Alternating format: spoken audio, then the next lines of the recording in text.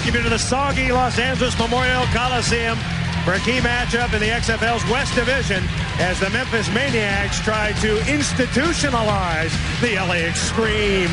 Let's scramble for the ball, folks. The team that wins it gets a man's right to choose in the first half and overtime if necessary.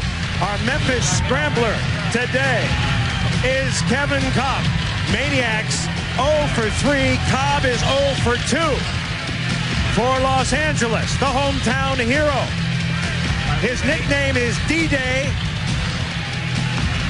He's also known as Donald Day. Kevin Cobb there. D-Day's over there. Let's go down to Ref David. Let's get it going, Ref. All right, here we go. Okay, take your helmets off, please. Uh-oh. All right, gentlemen. In order to start the game, as you know, we will have a scramble. The team that recovers the ball will have their choice of deferring to the second half, receiving the ball, and the choice also counts should the game go into overtime. Donnell Day from Los Angeles, and I'd like to introduce Kevin Cobb, number 25, from Memphis.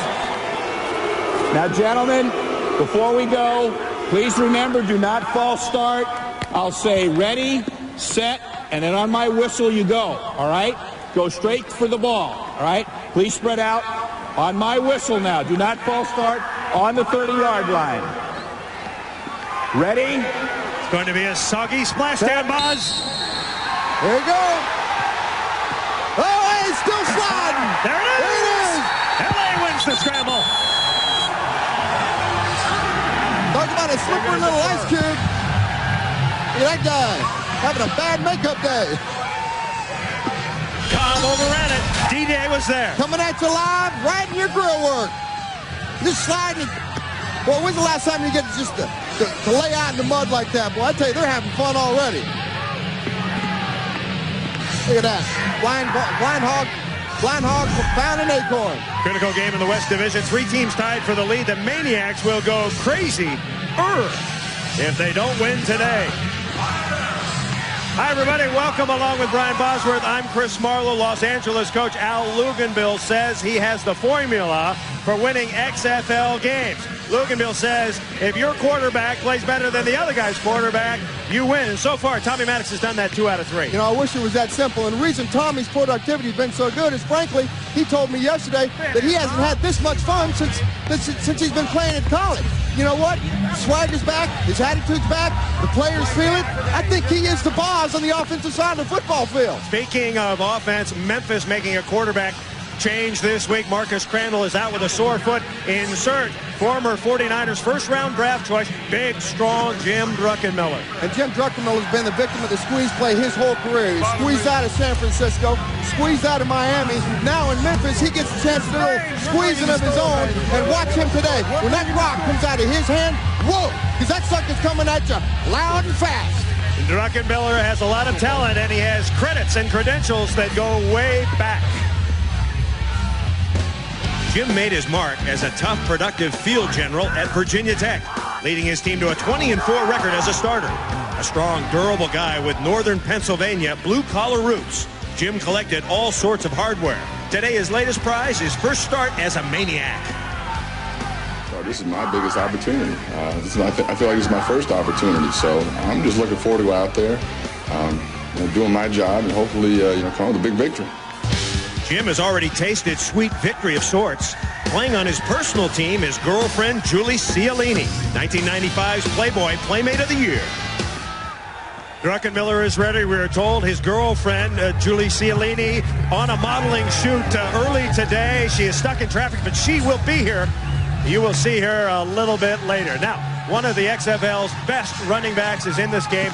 Go back to 1994. You remember him, Heisman Trophy winner Rashaan Salam. And in Game 1, Boz, he was Boz-tastic. He was wonderful. Dude, he was the bomb. He controlled Game 1. Now, Game 2, he started off where he left off in Game 1. In the second half, this critical, crucial, controversial fumble resulted in a touchdown for the other team. Was that a fumble?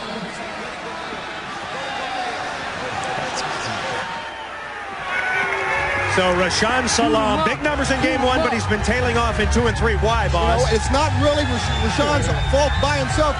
Marcus Crandall got hurt in that game one.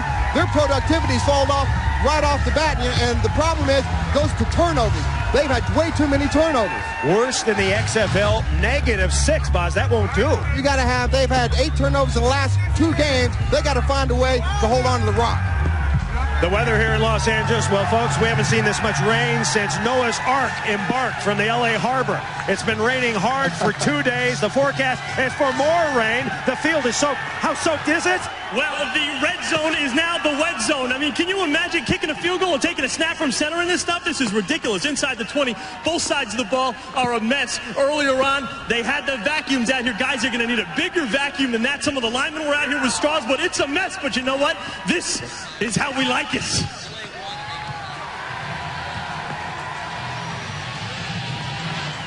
All right, Los Angeles won the scramble. They defer. So the Xtreme will kick off. Jose Cortez teeing it up.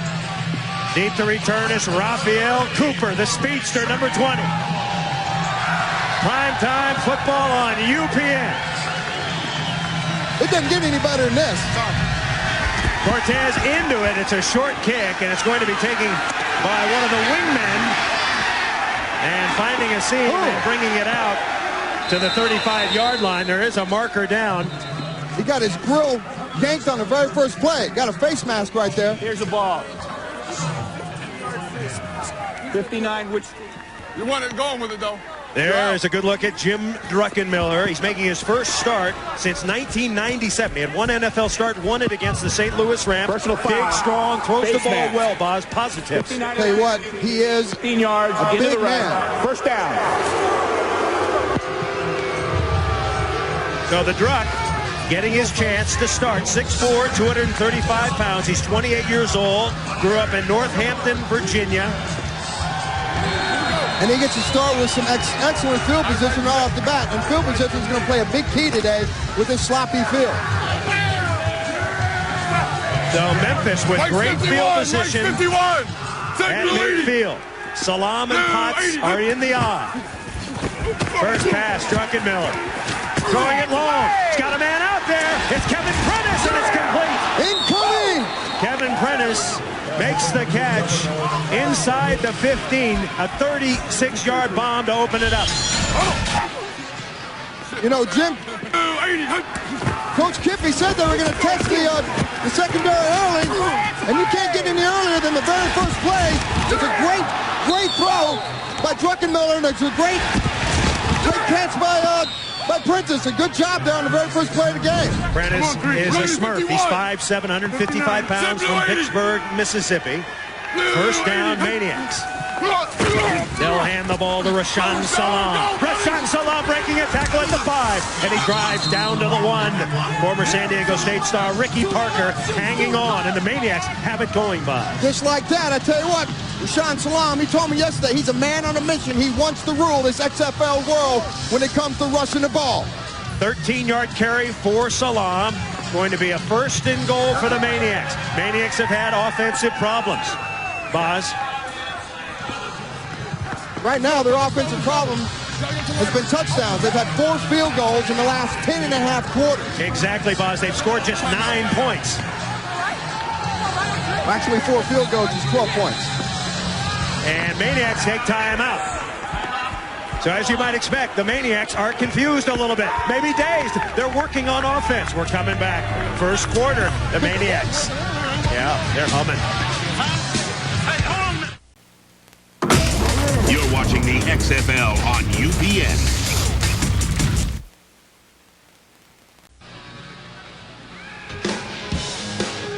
Hey, what's up, LA?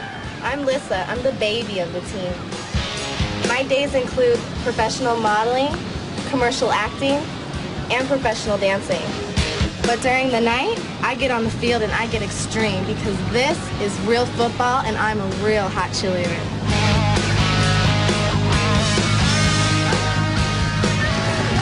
Lissa has a big smile on her face, but inside she's a little pouty right now, Boz, because the Maniacs have run up 2 first downs and they have first and goal at the 1. in a rainstorm in Los Angeles. Officials trying to keep the ball dry, but that will be impossible. And Jim Druckenmiller orchestrating this drive. Maniacs threatening. Watch for number 31, Rashaan Salaam. He dives for the touchdown. No signal yet. Didn't get there. Now, Kippy called an ISO to the right during the timeout. And he called an ISO to the left as a second backup play. So you'll probably see the same play come on the backside. This field is going to play hell when it comes to getting footing down. And Rashaan didn't get a chance to even get up and over the pile there. Less than a yard to go. Second down. Maniacs trying to punch it in. Salaam slip. Druckenmiller in trouble. Broken play, and LA smothers it at the 4. Rashaan slipped coming out of his stance, and there's a big puddle right there about the 7-8 yard line. This is where Rashaan was lined up. So Druckenmiller had no choice but to go ahead and eat that ball.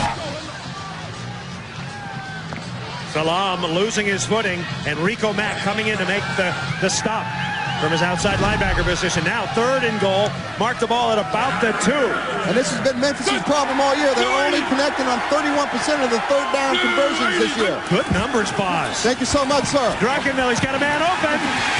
He throws. Touchdown, Maniacs. There he is. Mark Thomas, the tight end from North Carolina State, catches the touchdown from Jim Druckenmiller. You know, Jim did a great job of buying time, and they told me at the beginning of this practice that they weren't going to have any rollouts, but guess what? Here's a rollout right here in the red zone. Mark Thomas does a great job of finding the back of the end zone and then coming back to the ball. Extra point try coming up for the Maniacs. Remember, you can't kick it in the XFL. You have to run it in or pass it in. Teams executing at about 40%. Nothing for free. You got to earn everything you get. 3 wideouts. Looks like a passing play.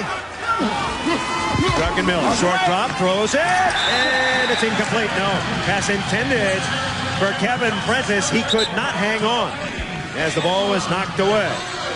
But good news for the Maniacs. 5 plays, they go 50 yards, Boz, and jam it in. That's a great job early on. These fans didn't even get a chance to get their butts wet in the seat before they got their work cut out for them. I tell you, Jim did a great job here. Again, it's just buying some time. Does a little play action here. Gets outside the containment. Buys enough time. And Mr. Mark Thomas finds a little space in the back of the end zone to do a little dance. So Jim Druckenmiller given his opportunity to start today, and he starts on a high note. One more look. He finds Mark Thomas in the end zone. So Druckenmiller gives his team a 6-0 lead. You know what? When you're on the stage and you get your opportunity to shine, you got to just bring it, baby. You got to just bring it.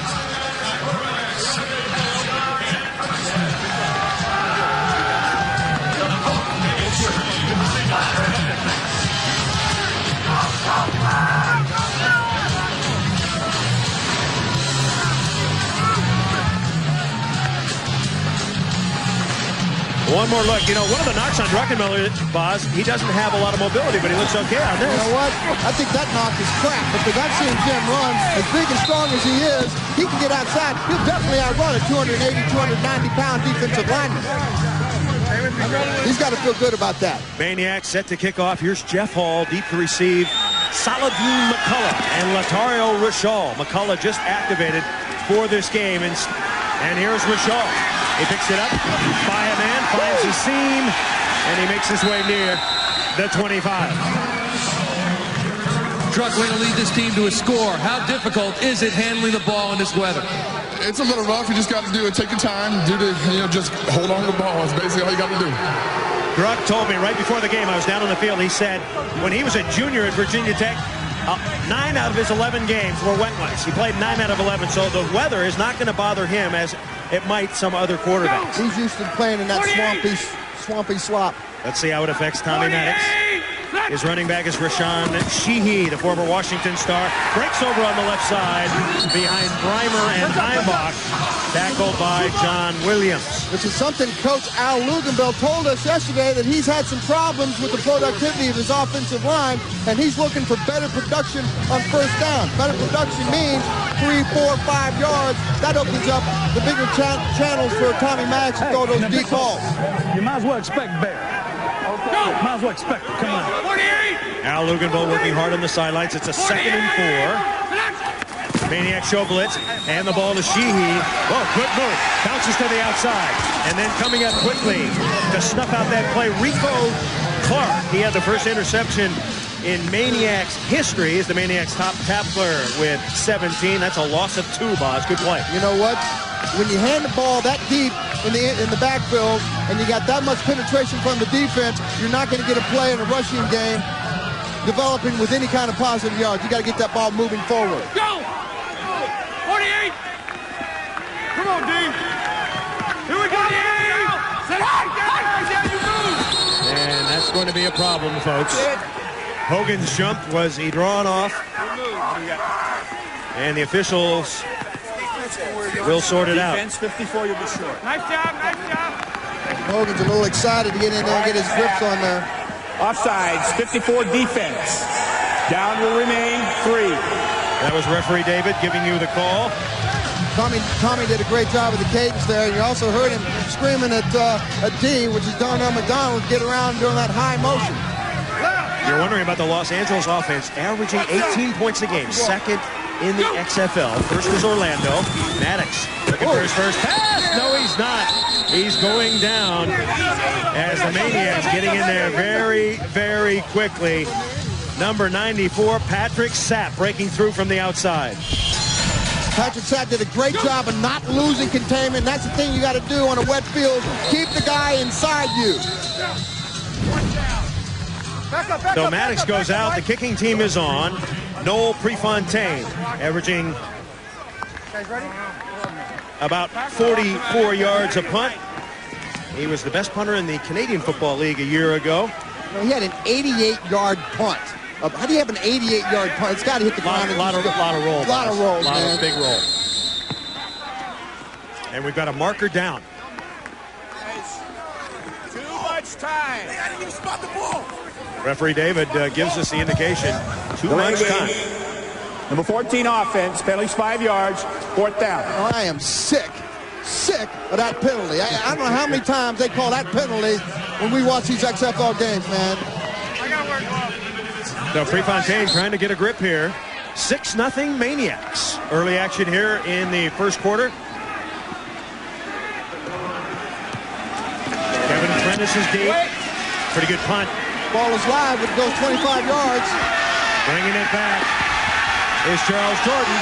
And Jordan with a good return out past midfield. Excellent field position.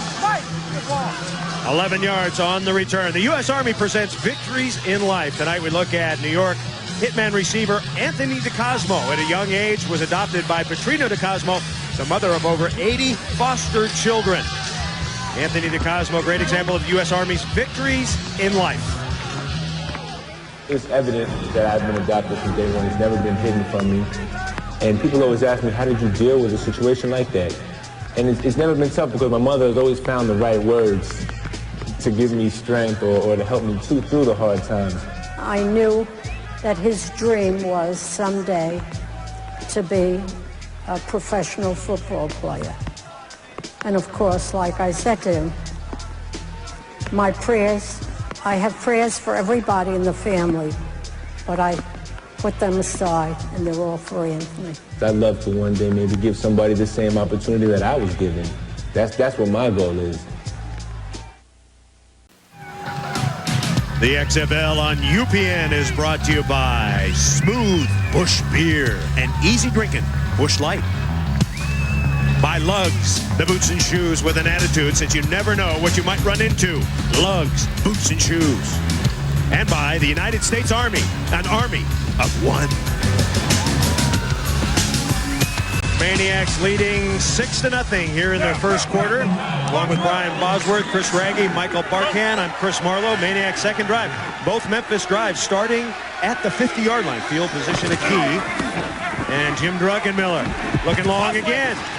Unloads it, and the pass is caught by Charles Jordan. You know, boss, there may be other quarterbacks in this league that can throw well, throw hard, but none of them has the arm of Druckenmiller, do they? No, that guy can throw the ball 3,000 miles to Memphis, no question about it. There's a 26-yard pass right there in the rain, in the slop. It's like a 50-yard bomb in a regular day.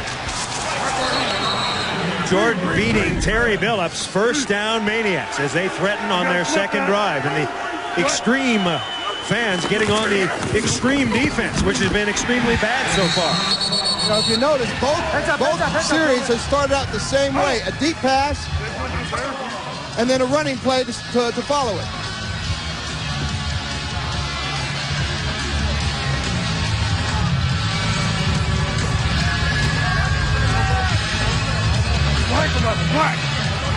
Rashaan Salam, 26 years old, from San Diego and Colorado. Riggin swamp!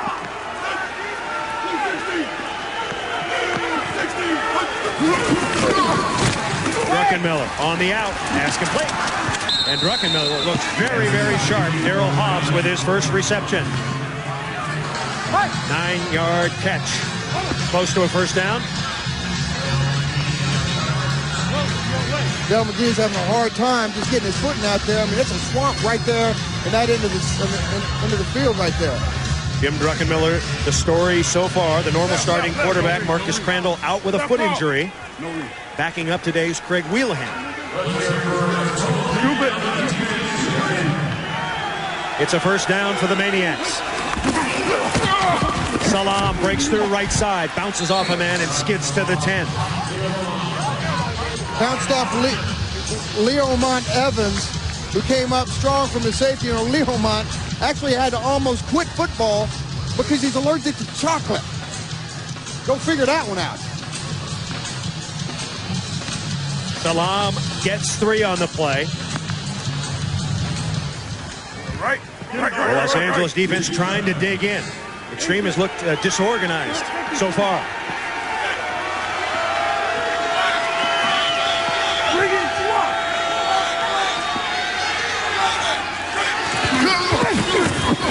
Druckenmiller overthrows Kevin Prentice. And you know the problem with overthrowing Kevin, it's not easy. It's not hard to overthrow Kevin Prentice. The guy's only 5'7".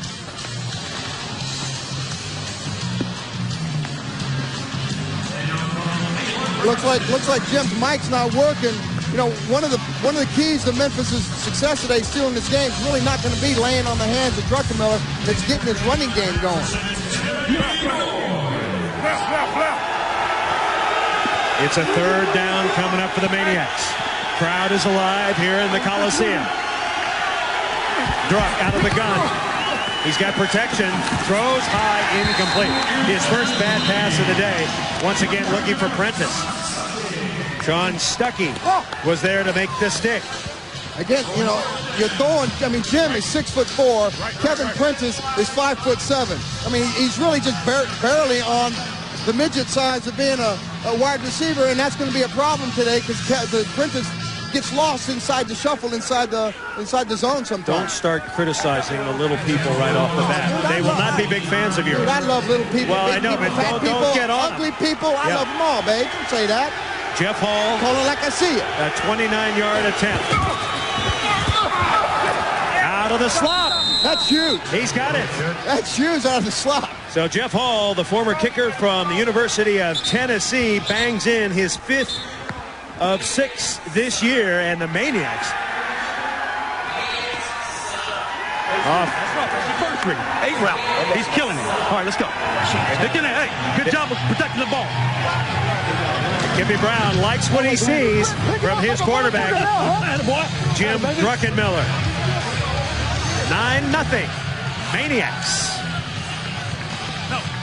And now, the hit of the week is brought to you by Lugs, the boots and shoes with an attitude, because you never know what you might run into. Los Angeles made a habit of getting to Las Vegas quarterback Mike Cauley, sacking him 7 times and running him out of Las Vegas. That was the Lugs hit of the week, featuring the Lugs Frenzy. Be careful out there. with that scan, right? Go right over and pick it right up. That's a hell of a job. Retake again. Second time he ran the in, tackle, Michael around, but they didn't. Gippy is like, well, I don't want to say a pig in slop, but he's happy that his quarterback is producing, Boz. Absolutely. I think, just because the last 10 quarters has been unproductive, this quick 9 points shows that they can score points and score quick. So the LA Xtreme with Saladin McCullough, a local hero, bringing the ball out. We'll have more on McCullough. There is Saladin, grew up in Pasadena. Tommy Maddox has got his work cut out for him now. They haven't been behind a whole lot this season, and they're behind quick in this game. Tommy's got to come out and start throwing the rock. They got -4 yards of offense to Memphis is 88. So they're going to do some things they can do in this series. And Maddox comes out with gloves, Boz. It's a big mistake. Like the Chicago quarterback last night. Yeah, I was griping about that. I thought that was stupid. Let's see how he throws the ball first before you get on him. Pass incomplete. He was looking for Latario Rashal. And we may have illegal motion. Why can't quarterbacks wear gloves in the rain or inclement weather? Why not? I'm not a quarterback. I know you're not. The problem is the glove gets wet, and the ball, they replace the ball after every single play. They try to keep it as dry as they can, but that glove just stays wet, so it's going to slip out of there. Unless you got a giant hand, you can't grip the ball. LA trailing 9-0 here in the first quarter. Maddox, short drop pass, knocked away. Breaking through, number 92, Leonetta Reams. That's really been the key for the Memphis, has been able to stay defensively in check this year. And you know what? A nose guard, that's his job. He's got to be rumpy inside. They got to come up, create log jams, and they got to get gridlock in there. The Maniac defense has been tough to run against. They blitz with Hogan's, unloading his Maddox, and it's overthrown too high for Darnell McDonald. I didn't like that series at all. 3 straight passes. Didn't even try to establish a running game. And I know that the Xtreme like to throw the ball more, but you got to try to run the ball. Maddox off to his customary slow start. And now the punting unit will come on. And they're going to get another good field position out of this kick, too. Prefontaine to kick, no fair catches. Once the ball travels 25 yards. Ball hits the ground at the 50, it's live. It's live anyway, once it goes 25 yards. And down goes Prentice, he gets up. And he's tackled. Rico Mack making the good special teams play. Special teams have got to be special on especially sloppy days. They can't give up the big plays, and that's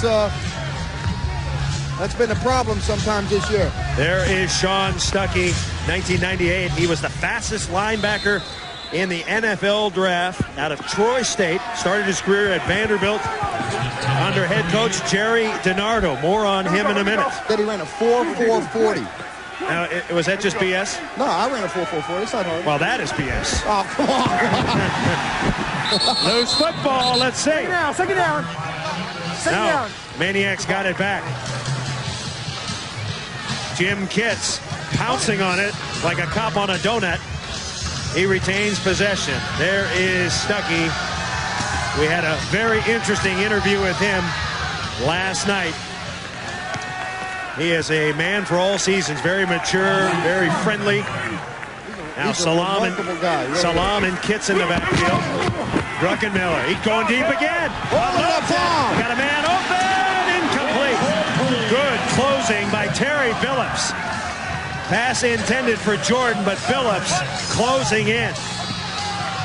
Jim just had to throw that ball a little bit further outside, closer to the outside. The bounds, that ball would have been a chance of getting completed. So a 3rd and 13 now. LA trying to pressure that man, Jim Druckenmiller. Once again, Druck out of the gun. Blitz coming. Picked up. Lofting it. Pass complete to Prentice. is first down. Boy, Druckenmiller has it going with Kevin Prentice, that little receiver that you berated. He's doing pretty good, Bob. Yeah, berated. Yes. I told him, what, he's 5'7". What, you want me to lie and say he's 6 foot? He's 5'7". And he's He did playing a great big. job right there. And you know what? The thing I like about this pass, it's a soft, easy, catchable pass. Jim can throw it, launch it at you. He can also loft it to you. Good job there. 27 yards with the catch. First down, Maniax. Maniax leading 9-0. Breaking up the left side is Rashaan Salaam. Lamont Evans coming up to make the tackle. Anytime you got your safety, Lamont Evans and Del McGee, your cornerback, making tackles on the running back, that's not a good sign. LA defense, how is it? They average, they allow about 18.5 yards. Passing, though, they're giving up 175 a game, which is not good. And Druckenmiller burning them at the moment. 2nd and 7. Salaam hit hard. Now, in the NFL, when he played, he had a reputation as a fumbler, Boz. He only has 1 fumble this year. Do you think he's cured that? You didn't think that fumble in game 2 was a fumble? I knew it wasn't a fumble. He was reaching out to try to score some points, and unfortunately, the tip of the ball hit the ground, and the referee didn't see it that way. But you know what? I don't think he's a fumble-holic, and he hasn't proven it this far in the XFL. Salaam not wearing gloves. 3rd and 7. Druckenmiller trying to keep this drive going. He is hit and drops. Number 75, no, not Deacon Jones. Matt Kennelly, the former USC Trojan, 27 years old. Matt Kennelly comes up the middle. He just takes Jesse James and schools him on the art of the power rush. Matt Kennelly likes to race horses in his offseason. Came up on the inside just like a hemorrhoid, delivering some pain. Maniax, Jeff Hall to kick. Once again, it is a live ball once it travels 25 yards. In fact, LA playing with 2 men up in the 25-yard zone. Oh, the kick is blocked. It's up in the air. That's a live ball, though. Maniacs have it. And down it goes. So great play. Good break there by the Maniacs. Jermaine Copeland blocked it. It didn't travel very far. It was recovered by a Maniac. And LA going to get great field position. Tell you what, if Jermaine Copeland had fallen down, that ball was caught by a Maniac. They could have ran that ball for a first down. Jerome did a great job of making the block and the tackle on the play.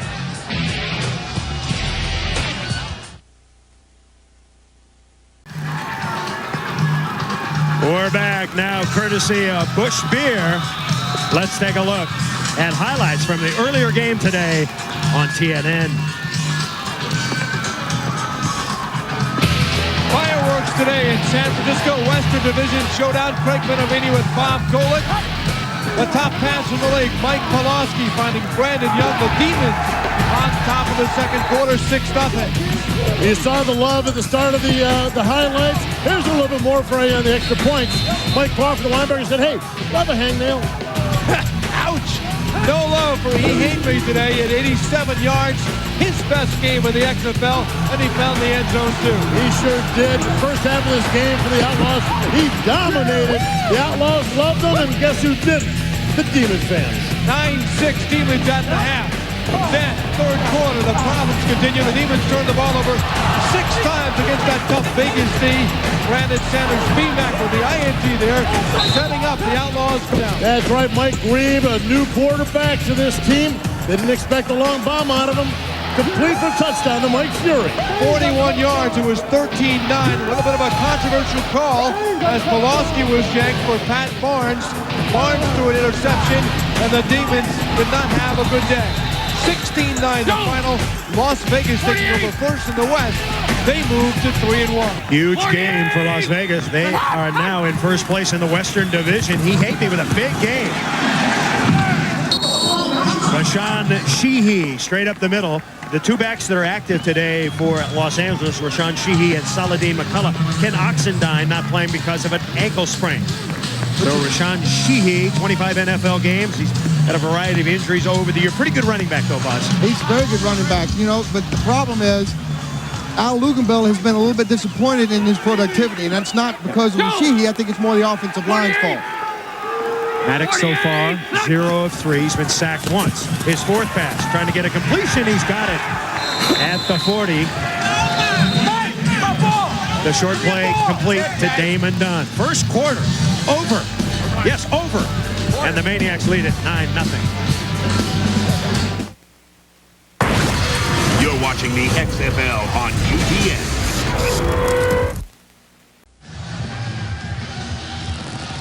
The lone traveler from the state of Oklahoma to come to Los Angeles today.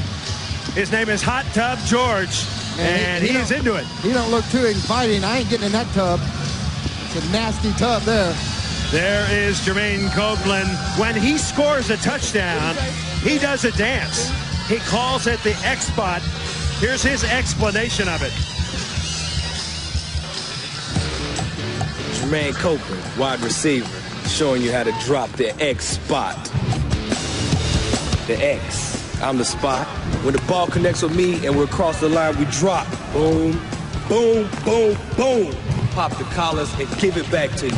That's how we do it out here in LA. So get ready, because it will get dropped.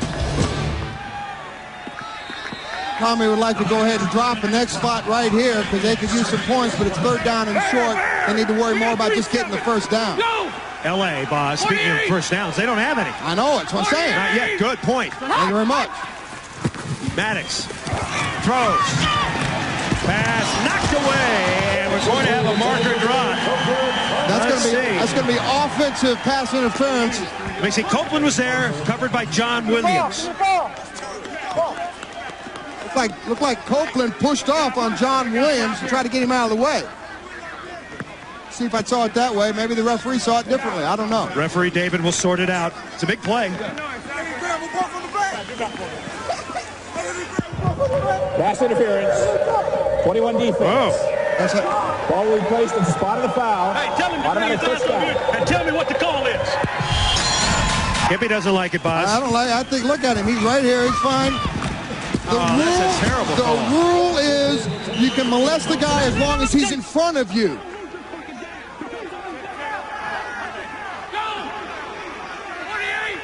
That's ridiculous. I agree with Kippy. That's a bad call, boss. And I agree with you agreeing with Kippy. Well, you're getting a little smarter. Stick with me. Stick with me. We got another flag here on Jermaine Copeland. He's determined to get him that X spot. Hey! Just relax. Relax. Kippy Brown, 37 defense, right? He's the Maniacs coach. You know what? Tommy's spot of the foul. Tommy's doing a good job here because right now the Memphis defense is a little bit Back it up. if you could say that. Yes. And he's taking advantage of that by just going back with another deep pass and put some pressure on the defense. Well, that's a good call. That right there is a good call. Yeah. 37, Kevin Peoples had a grip. Yeah, you can't grab the guy. Yeah. So one bad call, one good call. Memphis leading 9-0. L.A. driving via the penalty. Maddox, draw play. Sheehy. Oh, and coming through. Shante Carver. His nickname is Shaka Zulu. Boss's favorite nickname in the XFL. Besides, he hate me. This guy's coming at you, and of course he can make the play when ain't nobody blocking him. Nobody blocking him. He's in the backfield before Sheehy even gets the ball. That's a bad job by Jerry Kraft over there as an offensive tackle. Loss of 7. The sack to Shaka Zulu. Maddox throwing it up. And that's incomplete. Larry Ryans deep out the pattern. And Rico Clark getting involved. Rico with Indianapolis, Cincinnati, New England. He's a singer. And he is a good player.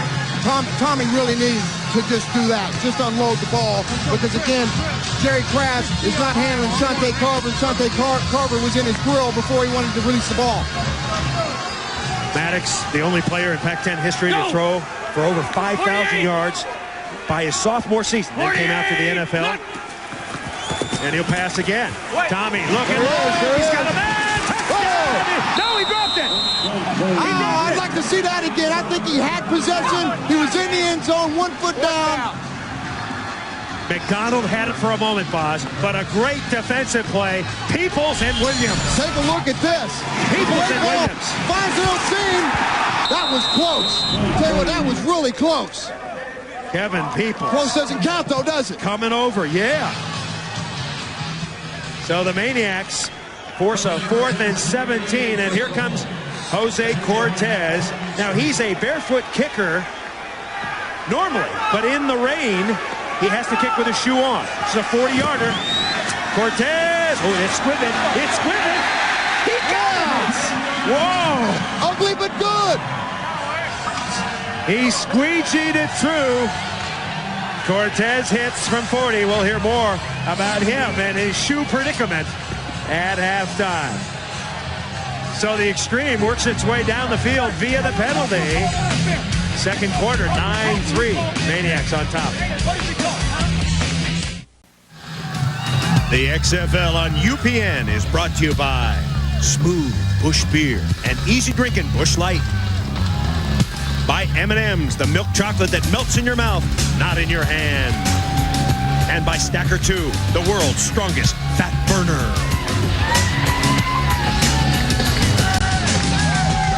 Los Angeles Memorial Coliseum, site of the 1984 Olympics opening game.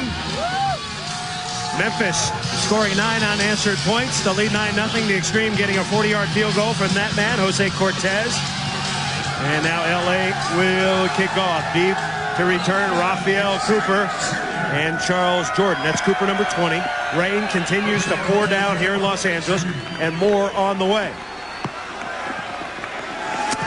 And it's a low bouncer. Taken by one of the up guys. Oh, he's running hard. That's a big up guy. And number 48, Jim Kitts, 28-year-old out of Chesapeake, Virginia.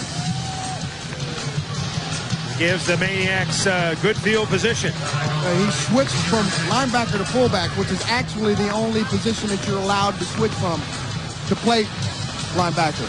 Got to go to fullback. Speaking of big guys, there's Jamal Duff. He's 28 years old out of San Diego State. He is a nasty mother. Yes, a nasty mother, a former Raider. He's tied for the league lead in sacks. LA had 8 sacks last week against Las Vegas. And spearheading that drive was that man, Jamal Duff. Yeah, it's coming down here. It's going out some of the places. First down for the Maniacs. Jim Druckenmiller has gone all the way at quarterback, and he has looked good. Hand the ball to Rashaan Salaam.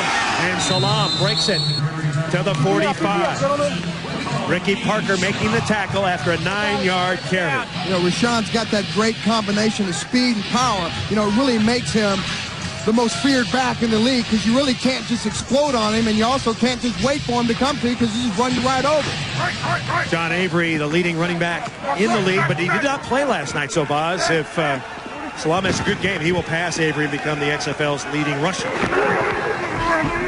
You hear a lot of grunting. There goes Salaam! Rashaan Salaam!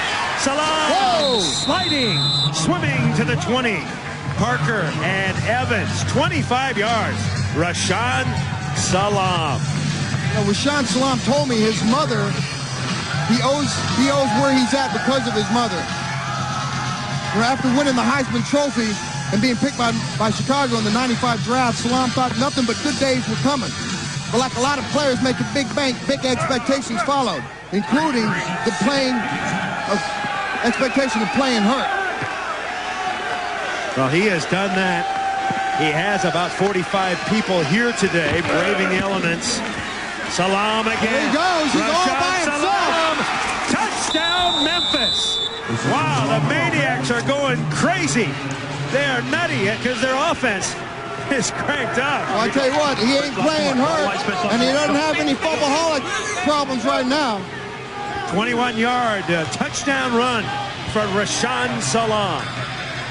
Going back to that, you know, when he was playing hurt in Chicago, it really affected his style, and that really ultimately cut short his time. You know, doubt entered his mind when he was in Chicago, and then so did his mama. His mama helped kick Doubt to the curb and called him every single day. Told him told him that she believed in her boy only a way a mama knows. From today, he's bigger, stronger, faster, and more dedicated than he's ever been. And he always exactly where he's at to be for his mama. Maniax trying to convert. Druckenmiller, no. Ball's down. Lost the ball. You could have brought that back. Actually, that was not Druckenmiller. That was Kevin Prentice. No, check that. It was Bo Morgan. Bo Morgan, the option quarterback out of Air Force. Well, they do that on the goal line for their short yardage package. They go into that triple option stuff. All right, we're coming back. The Maniacs leading 15-3. Rashaan Salam, 9 carries, 74 yards. He just scored on a 21-yard touchdown. All 3 carries, he's looked good, boss. Yeah, he has. You know what? He doesn't look as good as the offensive line, because the offensive line, you don't get a hole like that unless they're blowing some big ones up there in the middle. Rashaan Salam. Rashaan, you told us yesterday that this offense would stop it if you can. Why can't they stop you? Well, this whole past week, Coach Brown made a simple offense, like 6 or 7 run plays. We're just coming at him. You got some play aheaders behind you. You dealing with it? Yeah, I'm dealing with it. I first was getting to it a little bit, but now I'm getting warmed up, doing my thing, and they shutting up back there. Salam definitely shutting him up. Yes, you know, 74 yards already. There he is. They shut him up. Is that a him? Could have been a him. I don't know. I'm scared to ask. Tell you what, you better put your glasses back on. This is Saladin McCullough. Saladin McCullough. He's got some burners. McCullough, big return for LA. 37 yards. And I tell you what, these special teams today, the kickoffs and the punt returns, they've been in some exciting plays.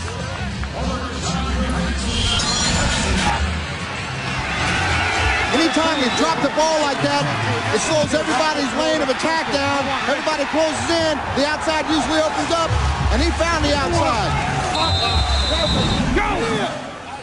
McCullough pumped up. Let's see if the Xtreme can do something with his field position. LA with deep motion. Slant over the middle. Pass caught. Latario Rashal wrapped up by Rico Clark, a 9-yard gain.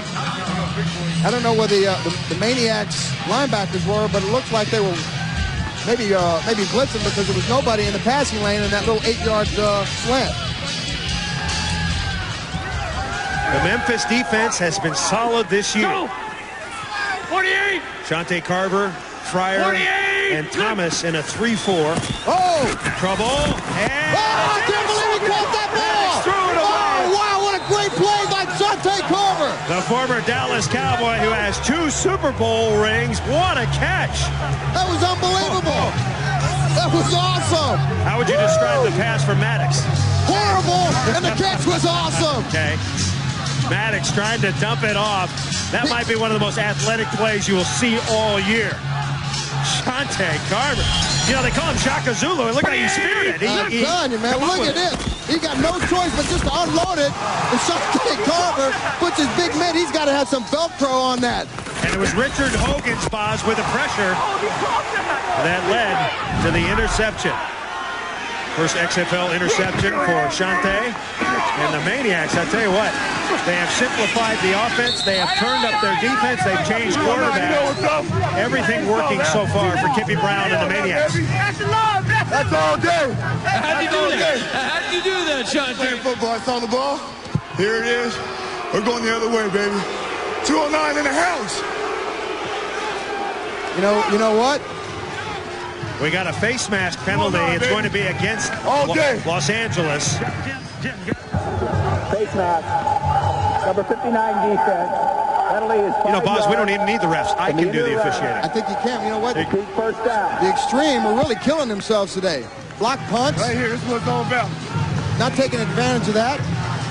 Turnovers in the wrong spots. And Maddox. Penalties in the wrong time. And Maddox is having a dreadful first half. Now, Brent Moss comes in for the first time. Moss replacing Salam. Look at the numbers for Maddox. That ain't pretty there. That ain't pretty at all. It's almost as pretty as the weather. Hey, fans, a smattering of boos from Maddox. If you're wondering behind Maddox, is Scott Milanovic. He hasn't played much this year yet. Don't go to the backup court. Don't do that. I'm not pulling him. I'm just saying that there is a backup behind him, boss. Of course there's a backup. Just a backup behind him. Don't get excited. Don't get him. And ball's down. the ball is loose. Moss lost it, and the Xtreme come up with it. Rico Mack, the 29-year-old out of Appalachian State. Brent Moss let that ball go. I don't think he ever got it tucked away. That equals up the turnovers. Well, I tell you, it's hard to hold on to the ball. Turnover woes continue for the Maniacs. Long time. They could have closed out this game pretty early with another touchdown. So the Xtreme gets the ball. Moss lost it. Mack came up with it. And Sheehy with a big run out near the 49-yard line. Tackled by Richard Hogan. And he is playing possessed. The last couple of weeks, he has come in and he is tearing people new ones. He's another nutty linebacker in the mold of like a Bosworth or a Butkus. No question. I mean, the linebackers are really the citizens of defense. I mean, they are the player that really needs the most psychiatric help. The true believer in the no pain, no gain philosophy. 2nd and 4. LA trailing 15-3. Another loose ball. And that brings up 3rd down. Los Angeles lost its opener at San Francisco 15-13. Then got a big win overtime 39-32. And then won at Las Vegas last week 12-9. All 3 of the LA games this year finished. And the last play of the game. You know what? Another fumble, and I go back to why he's wearing them gloves. You know, it's okay for the center to wear a glove because he doesn't have to hold it and throw it. 3rd and a mile. Maddox. Corey Sawyer getting his hand in there. Awesome play by Corey Sawyer. Hey, 4th down. I mean, he's a seasoned vet from the NFL, and unfortunately, they just couldn't afford to keep him. So guess what? We get to enjoy his play out here today at the XFL land. Comes in up underneath the coverage, did a great job of getting his hand on the ball, and he got a great jump on the ball and his sloppy footing. Walt Corey's defense, he's the D-court for Memphis, looks very organized so far, holding LA to just 3 points. Kicking situation. Ball's live when it gets down to about the 27-yard line, so look for these wild plays on 4th down. Prefontaine to kick. Prentice is there. He's got to feel that. He's got to let it go. Let it go into the end zone. Ball is dead. You're right. Now, the problem with that, if it bounces and goes back to the 5, you're screwed. You got to get the ball if it stays inside. All right, you think the XFL is raw action? Wait till you see WWF Raw. 2 hours of the edgiest action on TV. Don't miss the #1 show in all of cable tomorrow night, 9 Eastern, 8 Central on TNN. You ever do any wrestling, boss? You would have been a great wrestler for Vince. I never did. You know, kick some butt, take some names. I love watching the wrestling, though. I think it's hilarious. Tommy, first drive, you didn't have the gloves on, then you went to the gloves. Give me the pros and cons. Are they helping or hurting? Well, they're helping a little bit, but nothing's going to help a lot. You know, obviously it's raining. We just got to have some big plays out there to win the game. All right. A standard. Oh, there's someone lost the ball again. I tell you, folks, you have to get an idea. They say it never rains in Southern California, but it pours. But it rains, and it has been coming down. I mean, they say cats and dogs, but the other animals are here too. It's just everywhere, all day long, for the last 3 days. Mike Sheldon. Lots of rain for Southern California. There's a linebacker, boss. Loosening up a little bit. Whoa. Hand the ball to Rashaan Salam. Matt Kinley come down the line right there and shut that hole down. Off and right. Let's go base right. 989. Backs cross. Hippie Brown, head coach, but he calls the plays. Now get this, 989 is an X and Z go route where the Y reads the safety. It's an all-deep pattern where the Y reads the safety, or the slot guy in this case. Well, so what's going to happen, boss? Long pass. Okay, long pass. Thank you. Thank you very much. Jesus. I think X and O. Blitz. Cricket unloads. And the truth missed it. Darryl Hobbs out.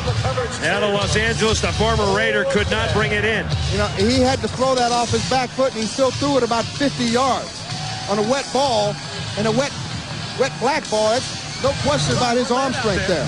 Good protection, guys. So punting situation, LA should get great field position. Larry Ryans is deep. Oh, ball's down. Pick it up. Nice play. I don't know what the refs are calling. Jeff Hall is a live football. And we're going to have another marker. That might be punt return interference. He might have been in the danger zone. Skidding through is number 36. You know, the ball came out of the centers and skipped back to the punter, and the up man actually tackled Darnell McDonald, and the referee never called it. Maybe they did. There's a couple flags down there. Everybody back up. Keep them back. You tell him. Back up. Hey, Shelly, back up. Get back, Bo. Let me go at him. Don't interfere with me. Yeah, no, he's a man on the miss. You're talking about a guy who's mental. Do it. No, he's gonna call it. Wait a minute. He can't go for the ball. No, the It's ref. going to be an offsetting foul because they're 1 against 1 team. You got the defense and the offense. We'll play it over. All right? Okay, that's referee David. 25 yards. They don't know. Get over here. The ball hit the ground. If the ball hits the ground, it's dead. Yeah, get it right. If the ball hits the ground. Is that right, Boz? The ball hits the ground, it's dead? He's the head coach. If he don't know the rules, man, something's wrong with this league. He's saying the ball is dead back there. No. He's saying the ball hit the ground up here. There is no foul for the 5-yard radius as the ball hit the ground prior to the player entering the 5-yard penalty. Okay, that's exactly what I said. There is an That's exactly what he said. on the defensive team. That penalty will be declined. First down. All right. Kippy Brown knows the rules. You want to talk about... Get it out of there, you know what I'm saying? So you don't kick it again. Yeah, that's right. You want to talk about a coach that needs medication and maybe thrown into a rubber room. You're talking Kippy Brown. I mean, after a promising start with 19 quick points, at Birmingham, they've scored 12 points, and they've got some points on the board today, so they need very badly this win here in Los Angeles today. 15-3 is our score. The Maniacs leading the Xtreme. It's a first down. We're in the second quarter. First down. Back it up. I think the refs got water on the brain. You see the rain coming down. Tough for the officials, tough for the players. Doesn't bother us, though. We're tough. You know, I'd like to see a referee just start sprinting down the field and sprawl out and do a belly flop all the way down into the end zone, just for fun. You ever play in rain like this? No. Some nasty weather, but never rain. Never rain. Not like this. This is really nasty. Shante Carver was a key with an interception. Tommy Maddox is 2 of 9 for 12 yards and interception. Maddox. Hey, the ball slipped out of his hand. That looked like Tim Lester last night in Chicago. The ball just slipped right out of his hands. Is he still wearing the glove? Let's go back to that thing. Take that glove off, Tommy. Hey, Tommy, take the glove off. The glove don't fit. You must have quit. Take it off, baby. The guy last night did that, Tim Lester. He did the exact same play and it looked as exactly Maddox, the same way. and they called it a fumble. That was a key play in the game. That was an incomplete. What's the difference? Well, actually, I think the ball actually did go forward that time, and last night, Lester, the ball was left behind his ear. All right. Rashawn Sheehy. No, Maddox will throw. Guns it over the middle. Nice catch. Rashall struggling to get to the 30. No, make it Darnell McDonald with the catch. 25 yards on the play. Darnell McDonald. You got to wrap up after a swat like that. Darnell did a great job of just maintaining himself here. He's coming at you live. I mean, that's a big hit. Woo! Darnell just pop and spin, get what he can. You know, he's just coming off a rib injury he suffered in the first game. Yeah, we called that game. Remember, he said, I heard it go, and that's usually your rib. Yeah, he said, I heard it at Tony Roma's. Here we go, get him! Get him, baby, get him! That's it! Maddox On first down, throws, that's going to be pass interference. Oh, it's not. Wow. It looked like Rico Clark was delaying the... Well, I guess you can do that, but not when the ball is in the air. And we got a late marker down. 96 and 64. They're getting into a little tussle down there. They're having a difference of opinion. Defense. Personal foul, 72 offense. Those penalties will cancel. See, this is why I think the XFL should put a bouncer on the field and forget the personal foul foul me. Let's just square off, do a little dance, make a little love, and then get out for a while. But you can't really get hurt in a fight in football. Exactly. Come on. Exactly. You know, and then if a guy gets his helmet ripped off, then the bouncer steps in and says, okay, enough you guys, take the play off. That's fun. That's football. We've dipped under the 3-minute mark remaining first half. 15-3 Maniacs. McDonald. And he has it knocked away from him by John Williams. LA said they were going to try to pick on him. He's a little bit shorter than the average bear, but he's played well so far. He has played well. You know why? He's an ordained minister, so he probably had an extra prayer today because they knew they were going to pick on him. You know, interesting thing with John Williams, he played over in Europe and he met his wife while he was shopping over there. Little window dressing. I wonder, and I forgot to ask him if he had to pay duty when he brought her back. You got to pay duty on your wife when you bring her back when you get married? Sometimes. Yeah? Sometimes. You got to play her down. That is Corey. No, check that. It's Anthony Marshall who's shaken up. So the Maniacs will attend to Corey Sawyer. It's been all Maniacs so far on a very wet field. A delightful day in Los Angeles. Really actually kind of nice, with the possible exception of the rain. Memphis has had to work in this the last couple of weeks. It's rained incessantly down there in Memphis and Elvis's Graceland area. And they're used to working in this kind of environment for the last couple of weeks. The Maniacs corners have played well today. John Williams, we talked about him. Of course, we introduced you a bit to Rico Clark. Been with 3 NFL teams.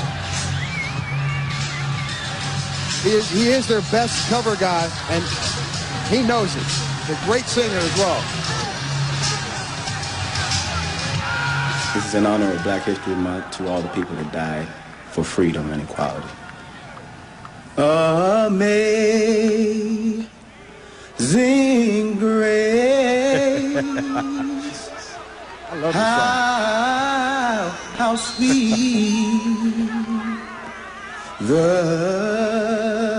the sound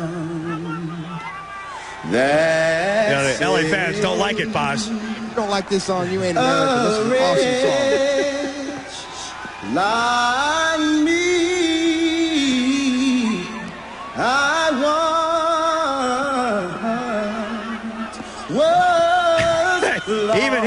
even he can't believe it. But now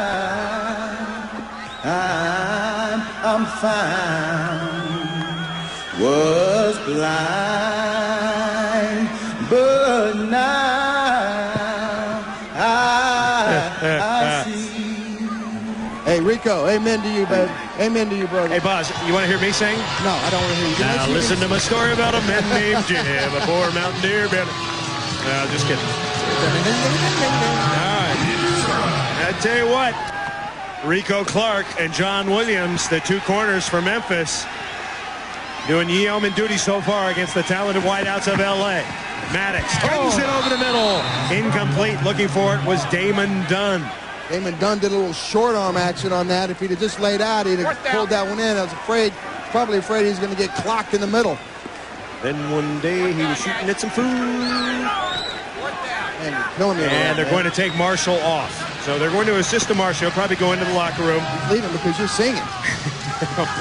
So it's most of the crowd. And it looks like Maddox is going off, and Scott Milanovic. Now let's see if Milanovic has gloves on. Milanovic is actually a punter as well. Watch for the quick kick. He could punt it. He could throw it. He could run it. He could do it all. It's 4th down, and a timeout called. Let's see. Well, let's see. It's a marker down. Doing a little trickery here, and it didn't trick anybody.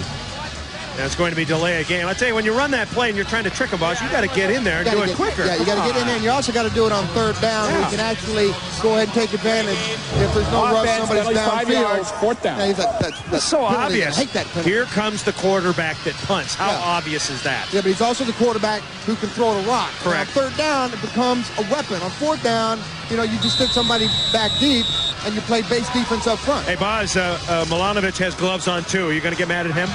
Only if he fumbles the ball or throws a stupid pass.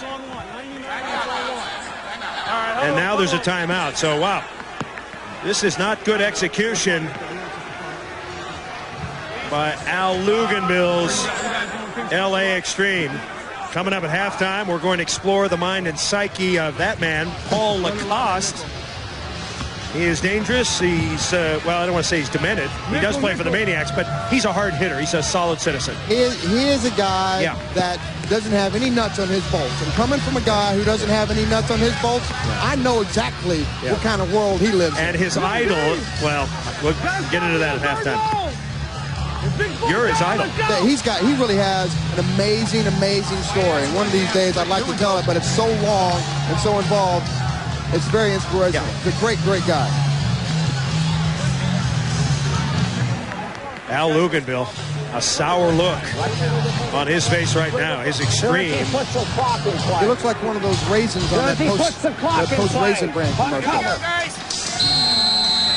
Story has been Jim Druckenmiller getting his first start at quarterback. Marcus Crandall out. Now the Xtreme will punt it. Noel Prefontaine to kick it away. And here's a great opportunity to just pooch that ball down. If the ball is live and it hits the 10-yard line, just pooch it straight up in the air. Most exciting play in the XFL is his fourth down punt. It's taken by Rico Clark. And Clark is swung out of bounds over on the far sideline. Number 59, Eric Herron, the former Marine from USC. Fought in the Gulf War for the United States. Great story, great guy. All right, we're coming back. The 2-minute warning has come upon us. Maniacs 15, Xtreme just 3.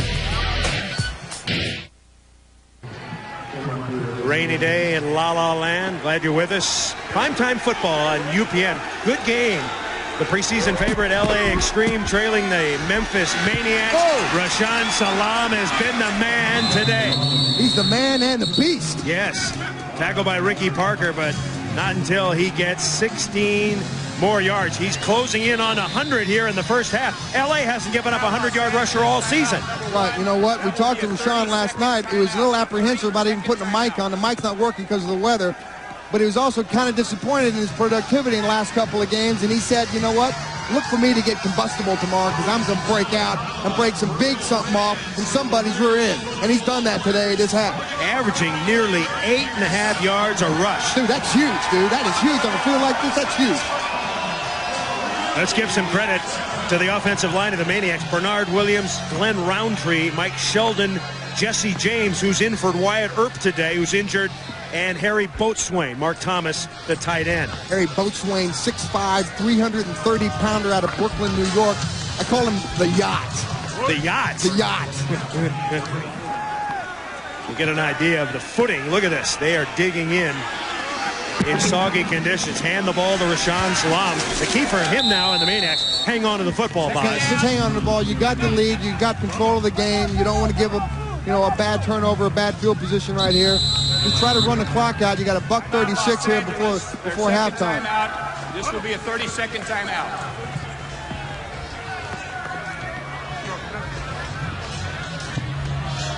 Tomorrow on the Hughleys, DL Hughley will find out if the grass is greener on the other side of the field. When you said life would be easier if you had a white wife. Oh my God, I caught jungle fever. My black stallion. Well, damn, this is all right. You can see the Hughleys tomorrow at 9, 8 Central, right here on UPN. That looks like a good episode, boss. He's hilarious. I've met him a couple times. Have you really? He's hilarious. Okay. He's as crazy on camera as he is off. He's a little mental. He likes you too? Bet he does. I don't know. I bet he does. I hope he does. Jim Druckenmiller and the Maniacs with a 15-3 lead here in the rain. Rashaan Salam has been running behind the offensive line. What has happened to the Xtreme front four, the posse? You know what? I think this offensive line, even though they've had some problems, we talked to Bernard Williams last night, and he said, you know, through bad things that have happened, they were going to stick together. And look what's happened today. The quarterbacks, of course, are usually the story. You look at Druckenmiller. He's looked good. 5 of 9, 101 and a touch. Maddox shaking his head. 3 of 14, 37 and a pick. So, I tell you what. Conditions like that, that's remarkable. It really is. What did Al Luganbill say that I repeated in the open? The way to win an XFL game is how, Boz? If you get your quarterback or my quarterback to play better than your quarterback, we're going to win. And right now, Druckenmiller is outplaying Maddox. So, but you still have to have your defense step up and play as well. Nobody cares about defense, Boz. Forget about that stuff. Yeah, defense win championships, and if you can keep them off the board, you got at least chance to win the game. Right now, they ain't keeping them off the board. LA defense very porous right now. 3rd and 5. Loose ball. And a bunch of maniacs jump on it. Salam lost it. Now, will that count as a fumble for him this year? Will that count as an official fumble if they get it back? It's an official fumble, yeah. It's definitely a fumble. He fumbled it, but he didn't lose it. No. Okay. Okay. Rashaan Salam, he was one of the last men cut a year ago in the Green Bay Packers camp. They cut him because they thought that his hands weren't what they needed to be for the Packer organization.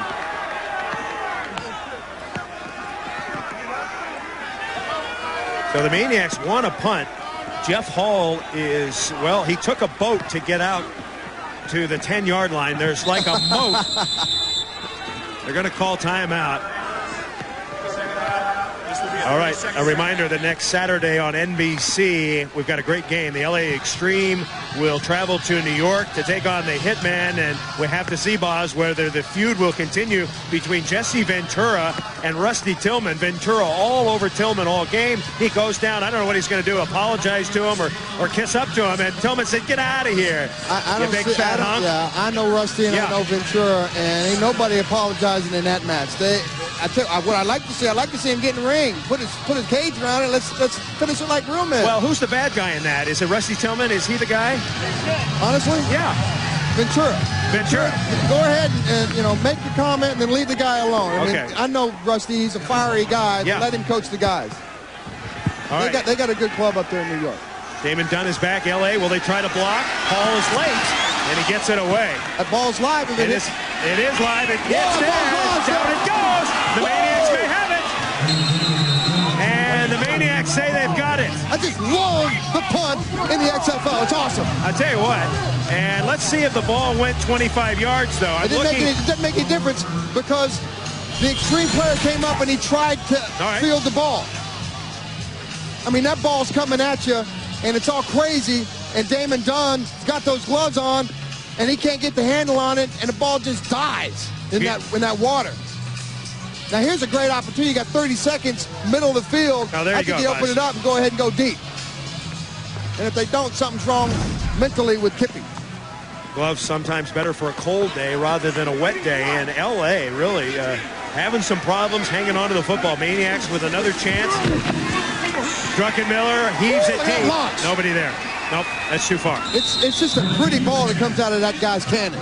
24 seconds to play. He was looking for Charles Jordan. Phillips was covering. Here you go. All right, here you go. All right, let's go. All right, pass 56.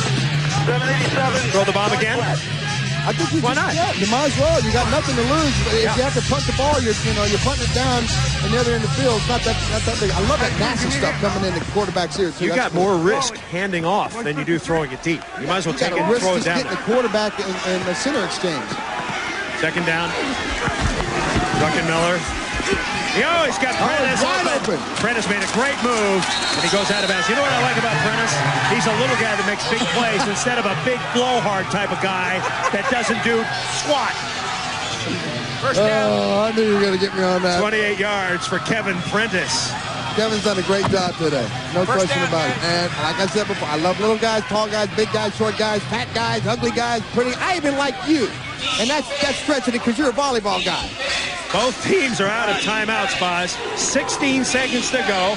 Maniacs, now they have to be careful with their play call here because you want to at least get a field goal attempt. Yeah, you don't have time to throw it in the middle. You got to throw it in the outs. First down, Druckenmiller on the out. And the pass is great caught. pass. Druckenmiller on target. Charles Jordan, his 11th catch this year. Kid out of Inglewood, California, not too far from here. I tell you what, that's impressive to throw that kind of ball in this kind of weather condition. Let me look. 71 offense. The ball is as slippery as it can possibly be, and Jim has got those huge hands, and he's able to, he don't need gloves. You know, and to put himself in a position to put 3 on the board before halftime is huge for Kippy.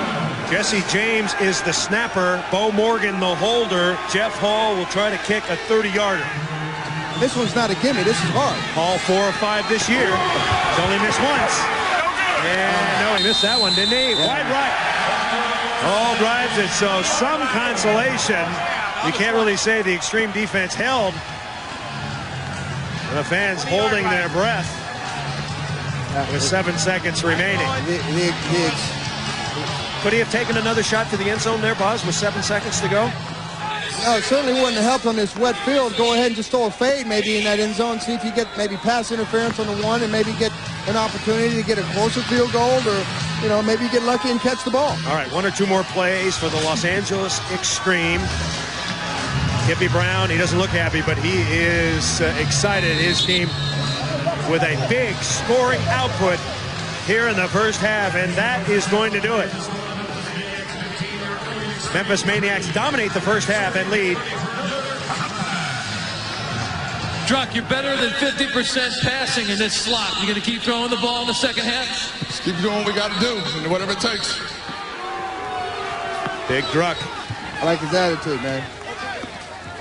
Tommy, they've got the passing game and the running game. Right now, you guys have no game. What changes do you have to make? Well, we just got to make plays. I don't know if there's changes. You just got to make a big play in this type of weather. You going to get better gloves at halftime? No. Eschewing the Brian Bosworth suggestion, take the gloves off Tommy. He doesn't want to do it. Maybe Al will make him take the gloves off after looking at the stats. Jim doesn't have gloves on, and he's smoking. Doggy group of players heading to the locker room. We're coming back at halftime. The score, the Memphis Maniax 15, the LA Xtreme 3.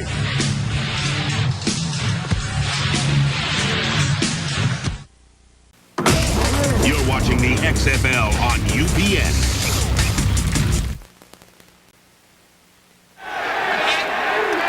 Back at halftime, Jim Druckenmiller has thrown a touchdown pass. Rashaan Salam running wild. The Maniacs leading the Xtreme 15-3. Well, one bright spot for Los Angeles has been their kicker, Jose Cortez. He knocked one through from 40. Interestingly, he's a barefoot kicker. But in these conditions, sometimes he has to kick without his shoe. With the shoe, without the shoe. What to do?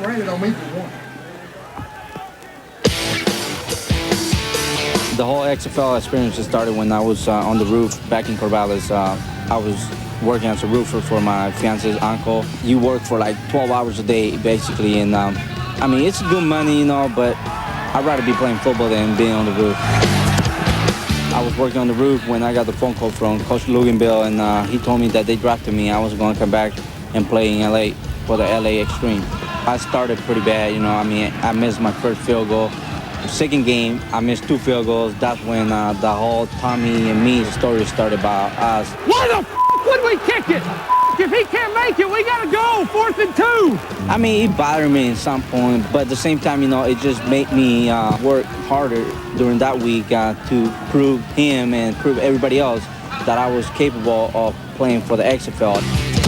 Motions run high on the field. That stuff that goes on in every game, in every league, is just... in this league, they tend to catch you on the sideline saying it. My technique, you know, I was trying different ways of kicking, which that threw me off. And but I came back the week before Vegas and started kicking the way I was kicking during camp. He kicked very well in the preseason, and I think that was what the biggest shocker of it was, coming out the first 2 games and struggling because he had kicked so well. He just told me, you know, that I was his boy and we were teammates, and not to worry about it, just to go ahead and perform. Right after I made that 48-yard field goal to win the game, I felt pretty happy. After everybody jumped on me, you know, celebrating about winning the game, Tommy came up to me and told me, you know, he gave me a high five and told me, you know, that's the way to come back. Hey, this is a man right here, baby. I'm always dreaming about having to kick a winning field goal, and so far, you know, this is my second one, and it ain't gonna be the last one. 25-year-old Jose Cortez with the make in the first half. He's now 7 of 10 on the year. He is a candidate for the XFL Kicker of the Year. He boinked one from 40. He knocks it through with the shoe, Boz. In this weather, that's saying something. That's not an easy kick right there, partner. No problem. Sliding a bit. Cortez, the lone offensive highlight for Los Angeles. Let's bounce over to the Memphis Maniax locker room. Paul Lacoste and the Maniax defense, very, very effective in the first half, holding a high-octane LA Xtreme to just 3 points. Where were they, Paul? You had Lacoste, he's 26 years old from Jackson, Mississippi. He's a high-energy guy who takes pride in getting himself ready to play in the big game. That's how, but Bo, tell him that's how it ended up. Paul Lacoste, Memphis Maniax, XFL, full access game day. Right now, I'm thinking about their tight end primarily. Going through my head, you know, all the things the plays we've gone over, you know, thinking about my family. I got a lot of nerves running through me right now. Well, this Maniacs only, pre-game meal. Got to get your meal, got to get your mind right. Got to X y'all out on that one. It's time to call my girlfriend and tell her I love her that one last time, and then it's time to play ball. That's when the switch turns, right then, right there. Say hello. Okay, I love you. Bye. I do say this, you got to have a little something wrong with you to play this game.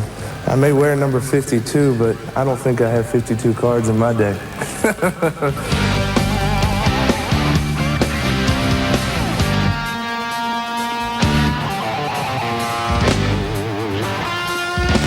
Time to go for the walk. Gotta smell the grass, get a feel for it all. There's nothing better than that right there. That's my office. That's where I work. Different music for me hits different emotions, so music is definitely a part of getting ready for a game.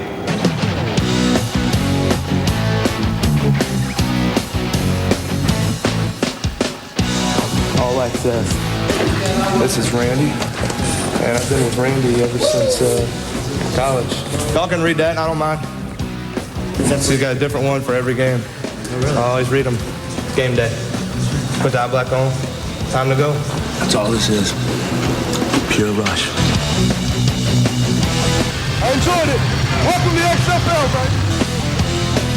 Paul Lacoste, certainly one of the characters in the XFL. Keep it going. We gotta finish. All right, we down. A good first half. Let's keep it going now. Let's keep it going. And definitely keeping it going. 15-3.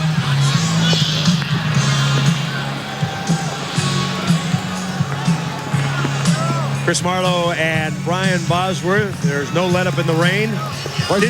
Didn't seem to affect the Maniacs much. They came out with their quarterback, Jim Druckenmiller, and really dominated from the start. Yes, they did. You know, I think it was Kippy's believability in Jim's arm early on that set the tone for this game.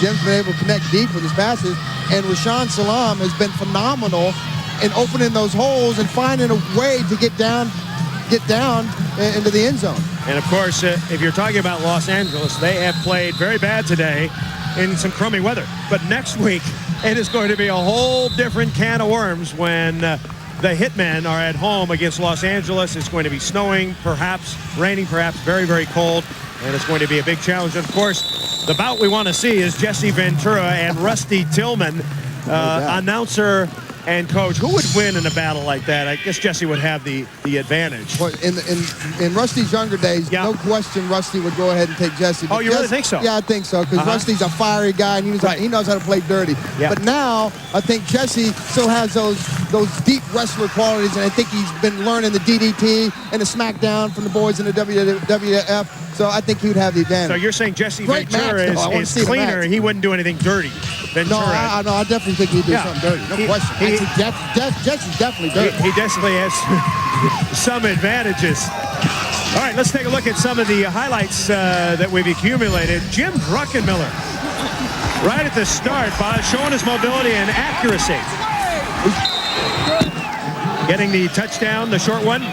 And then the Memphis defense rising up and sacking Tommy Maddox. They take him down. Memphis's defense has played well all year, and then Shalom finds a hole that you could drive a truck through it, even in this rain. And he's had a field day, and so has Kippy. And here's the most exciting interception I've seen in many years. Shaka Khan comes down with a rock. Shaka Khan just changed his name again, Boz. So the Maniacs locker room, the quiet confidence of a winning team. The question is, can they close it? And that's been a problem for Memphis this year.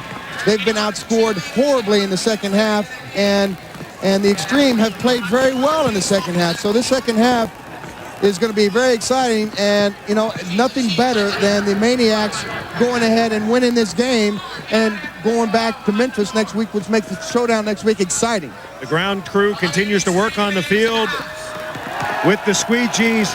Okay, Al Luganville has just talked to his team just moments ago. Here's what he said to his ball club. There's a lot of football to be played in this sucker. And defensively, what I'm disappointed, they're taking the damn football right straight at us. Now, linebackers and front people, you line up and start kicking somebody's tail. All right? That's all that is. It ain't scheme. It ain't anything else. There's no magic in this deal. The kicking game, hold on to the football. Offensively, you got the ball first. Let's take it down the field. Let's go with it. Guys, I'll tell you what, and I warned you about this early in the week, right out of the box. Right now, they're playing harder than you are. Right now. And you gotta have to change that. It's up to you. There ain't any magic going to come out of this. Start making plays and be a football team. Okay? All right, let's get out there. Let's go. Al Luganville boiling at the moment as he sends his LA Xtreme back out onto the field. Quarterbacks have been the story. Druckenmiller has been outstanding. Maddox, not so good. The Memphis Maniacs leading at halftime, 15-3. And it remains to be seen in these kinds of conditions, Brian Bosworth. Can the LA Xtreme come back? What kind of an effort will it take? Well, you know, I don't think that they have that big a mountain to climb here. They're only down 12 points, and that's only 2 touchdowns. I tell you what, they have played exceptionally well in the second half. And Memphis has given a lot of points up in the second half. Maniacs, you look first half, very, very good, Boz. Second half, not so good. So can the Maniacs hang on here in the second half? Jim Druckenmiller, who told us last night, I feel like I'm the best quarterback on the team that I should be playing, and he has proved it so far today.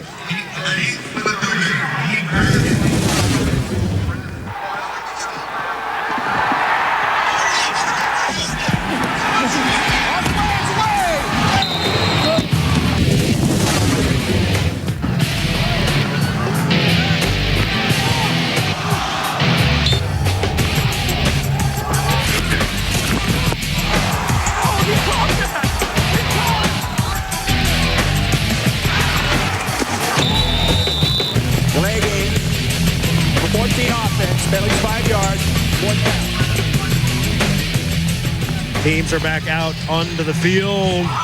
Jim Druckenmiller getting loose. First-round draft choice of the 49ers in 97. Everybody said he's the heir apparent to Steve Young, Boz, but only got a chance to play and start. He played in 4 games, but he only started 1. I don't know if that's much of a chance in the NFL. It's not. You know what? He got caught up in that politics thing there in San Francisco with Carmen Policy on his way out and Bill Walsh coming in. That whole thing was a mess, a fiasco. Then he got stuck down in Miami with Jimmy Johnson's on his way out.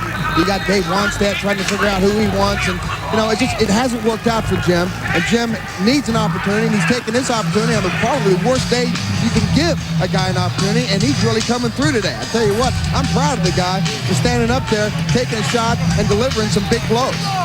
Big hands, a big arm, and he has played well in the ring. Oh, he dropped that one. Yikes. He needs to get his hands a little bit further up the crack of the center. You think that's a key? I think it couldn't hurt. I don't want to stick my hands anywhere near that crack, but you know what?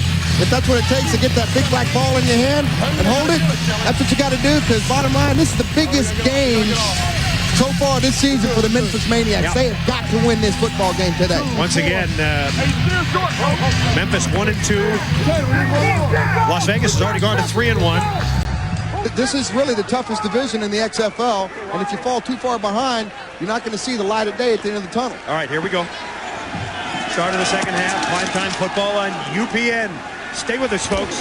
Going to see if the LA Xtreme can get his act together. Saladin McCullough is nailed. Let's take a look at our halftime stats brought to you by Miller Lite.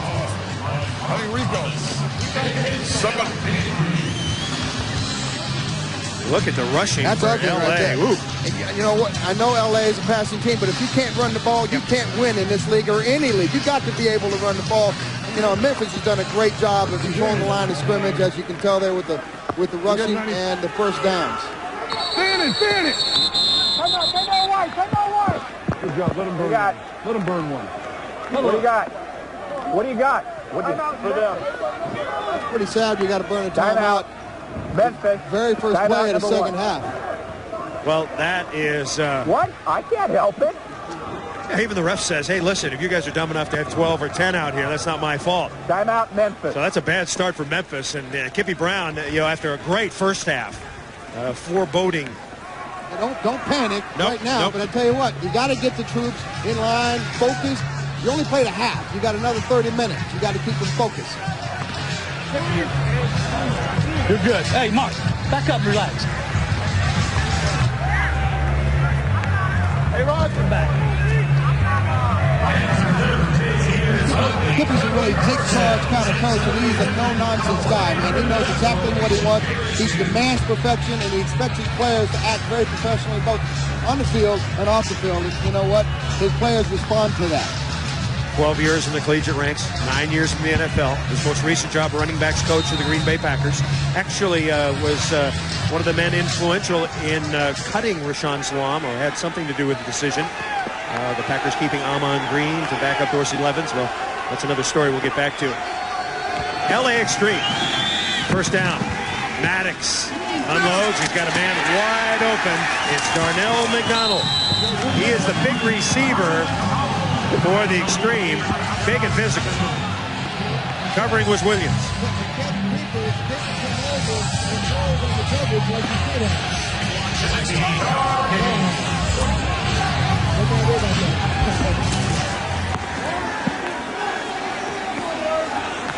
A 16-yard gain. First down, LA. Confidence builder, and the ball to Rashawn. No, it's Saladin McCullough. It's Saladin McCullough. Tackled by Corey Sawyer. McCullough grew up in Pasadena, California. Always wanted to go to USC. Had some trouble in the SAT scores. Tried to get his academics together, could not. Went to junior college where he became a star. Got in some trouble. Wrong place, wrong type of guy. Still wanted to go to USC. USC backed off. Could not take Saladin McCullough. He's a high school legend out here in Los Angeles. A man with great speed, 4.39 Boz. But as as he told us last night, just the wrong place at the wrong time for this type of guy. You know, he's got the Charlie Brown cloud hovering over his head right now. That's a big cloud because it's hovering over the whole Coliseum. So he couldn't get into USC, folks. So he called the University of Oregon, said, I want to come there. I want to get even with USC. And he became the leading rusher in the Pac-10 conference. It was very frustrating. It was frustrating to watch football. It was frustrating to just go places with having a lot of people asking different questions. Why are you not doing this? Why are you not doing that? They want to know how I gave up. And you know, sometimes I told a lot of people, you know, I retired. I don't want to play football anymore. My mom was very supportive. She makes her way to every game or anything that has to go along. She's always there. Saladin was very down, but I tried to tell him to keep his head up and just work hard, because you never know what's going to happen. God is always in control. Everybody knows my ability and what I can do, so I just want to get out there, and people that have been following me and, you know, just hoping for the best for me on Sunday, I just want to do the best I can and have a good time. Now, interestingly, when McCullough was being recruited, Al Luganville was at San Diego State and actually recruited Saladin McCullough. McCullough fell asleep on his recruiting visit. So when he came to the LA Xtreme camp, the first question he asked him was, he said, don't go to sleep on me, Yeah, you're not going to fall asleep on me, are you, brother? You can't do that. I remember you. And he said, no, Coach, I won't. Let's watch McCullough. Tremendous talent. Delay in play because the field judge was injured, shaken up a bit. You got to be athletic to be a field judge, referee, umpire. You got to get out of the way when the action's coming out at your drill work. So the field judge is off. Let's hope he's okay. And the rest of the officials will play a man short. And the ball to McCullough. And McCullough trying to get around the corner, slips and slides, getting to the 40. You got no place to run, no place to hide there, as the entire Memphis Maniax moved with the entire LA Xtreme line in vertical, close that hole down, no place to go.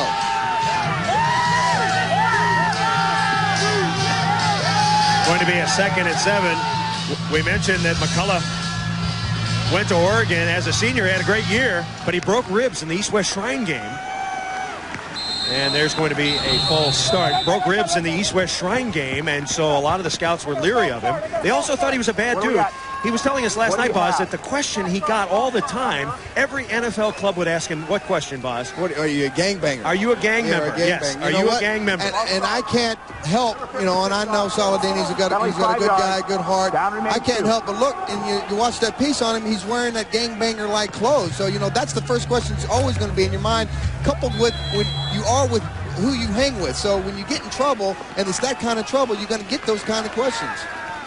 McCullough remains the running back. Maddox at quarterback. Xtreme trailing 15-3. Maddox throws, pass caught. Ryans breaks the tackle, and Ryans swims underwater to the 35. Tackle by Richard Hogan. Corey Sawyer did a great job. He was all over the guy. He did everything but take the ball out of Larry Ryan's hands here. But if you're going to do that, you got to wrap him up. You can't let him get away. Thank God for Richard Hogan's coming up from the backside of that. Would have been a big play for the LA Xtreme. 10 yards on the pass play, the little run. Hogan's running him down from behind. Los Angeles averaging 18 points a game in XFL play, just 3 so far tonight. 3rd and a deuce. Blitz coming. McCullough breaks to the outside. He's going to be very close to the first down. Carver says no, he didn't get it. You know, this is a nice move, though, on a wet field to stop and get outside, and that's one of the things that Saladin McCullough does a little better than Rashawn Sheehy. He waits for the hole to open. Decision time now for Al Luganville. It looks like a 4th and about 1, maybe 2. What do you do, Boz? You go for it. You're down 12. It's too long, too far to kick the field goal, and the punt coverage is not that big a factor today. On 4th down this year, LA just 2 of 3, which is actually pretty good. And now they're 3 of 4. They complete it to McDonald. That's a gutsy call on a wet field to throw a ball like that. And Darnell McDonald did a great job of hauling that sucker in. So Maddox is okay when he completes a pass with his gloves on. When it's incomplete, though, you don't like it. If it slips out of his hand, the problem is you don't know when it's going to happen. If it happens at the wrong time, it kills you. One of the stories tonight in wet weather. Do you want to wear gloves if you're a quarterback? We've been following that in the first half.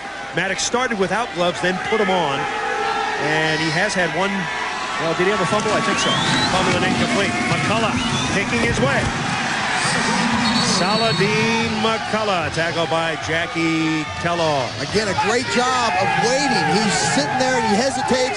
He wants to find where that crack and that crease is. Yep. And Saladin did a good job. And again, we go back to the beginning of the show when Al Luganville said, we've got to get better production on first down. And right there, you get 4, 5, 6 yards on first down. It gives Tommy so much better weapons to choose from as you get close to the red zone, or the wet zone as they're calling it today. McCullough has given the Xtreme a spark here. Driving into the rain, into the wind here at the Memorial Coliseum. Hogan set the blitz. Maniax off his back. McDonald. And McDonald is out at the 4. They're picking on John Williams over there. Picking on John Williams. Darnell McDonald, 6'3". John Williams at 5'9". I don't care how you shake it out when you throw the ball up like that. It's just plain and simple basketball. A 17-yard pass play. Maniax on the money here. Just throwing it up there, Buzz, as you like it. I mean, there's no real way you can cover this guy any better than that. Somebody's on your interior defense has got to call ball, ball, ball. But you know what? When you got a guy that's that athletic, it's tough to guard him sometimes. Third catch for McDonald. It's a 1st and goal from the 6. Trying to hit McDonald again. It's overthrown. Tell you what, they look like they're a little bit off kilter there because Tommy threw that ball more toward the cone, and Darnell was moving a little bit further inside toward the hash mark on that one. Once again, McDonald is 6'3". Williams is listed at 5'9", so definitely trying to take advantage of the height advantage. I think you got to. That's smart football right now. Williams is number 21. And you can feel, I mean, LA has moved this ball all the way down the field, and you can feel the momentum trying to change here. 2nd and goal. Maniax with time. Throws into the end zone. Wide open. Touchdown, LA. Darnell McDonald. Corey Sawyer let him go. Thought he had help. I don't think you're going to get any help on that corner. I'll tell you what, I think Darnell McDonald had a little dance over there. Look out.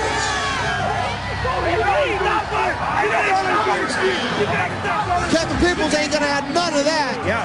Not on his watch. Mr. Peoples' neighborhood being invaded by tall receivers.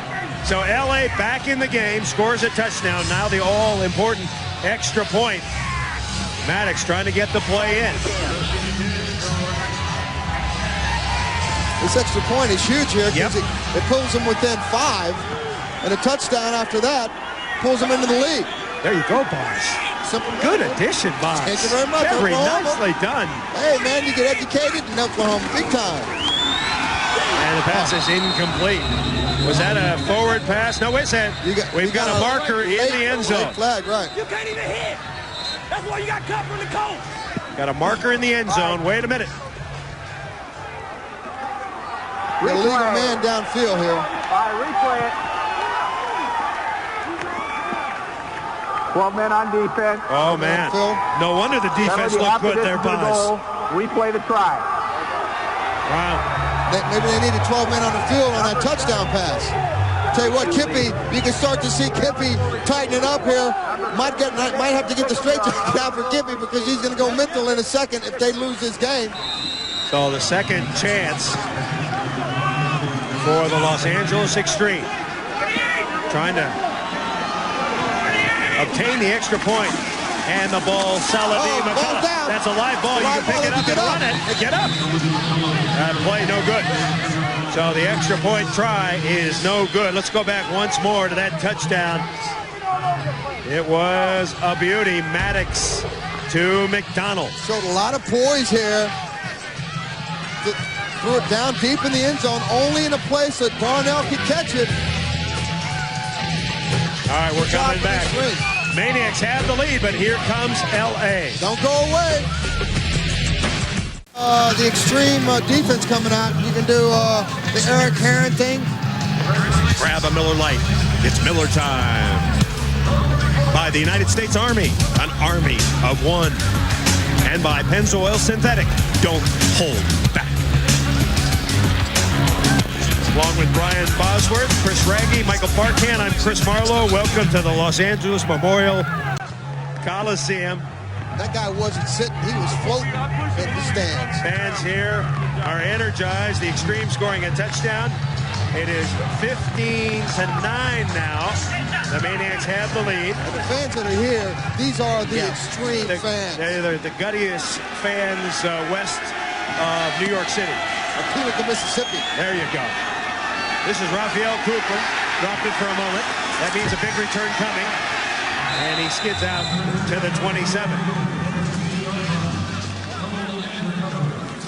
Coach laid down the gauntlet with you guys at halftime. How important was it to come out and get some points first drive? Real important. I mean, being down 15-3 at halftime, you know, that kind of takes away your confidence a little bit. So we had to come out and make a quick drive, put some score on the board, let our defense go out and hold them down, and go back and put another one on them. You're dying to do that X spot, aren't you? It's going to happen.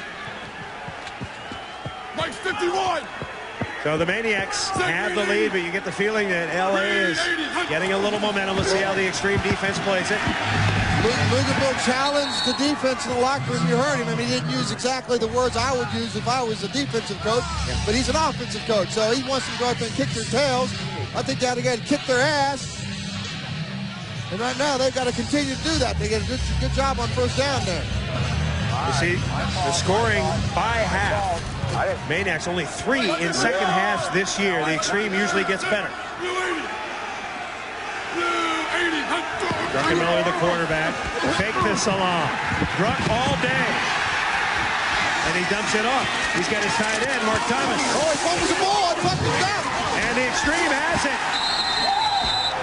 You know, the drive field, that ball goes out of bounds because of momentum. It dies on the field. Terry Phillips came up with it. The thing was floating in the water, Boz. We go back to what we talked about earlier, turnovers. Turnovers are the worst time, the worst spot.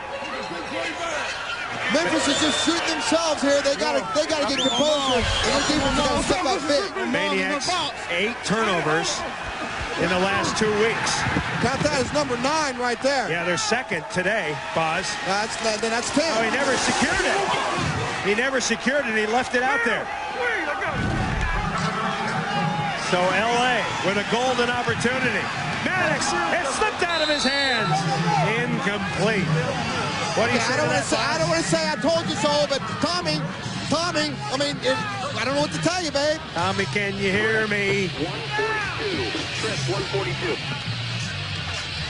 You know what he did on long throws too, long throws here, quarterbacks, they step back, and this is a long throw. He wants to grip that ball a little harder, and as you grip it, you squeeze it on a wet ball. Well, that could happen with or without the glove, honestly. On a wet ball, it certainly could, but I still think that the glove doesn't help. Maddox, incomplete. Off the hands of Larry Ryan. Even that ball slipped out. That wasn't a pretty pass coming out of there. Third down. Yes, sir. I didn't hear you. What?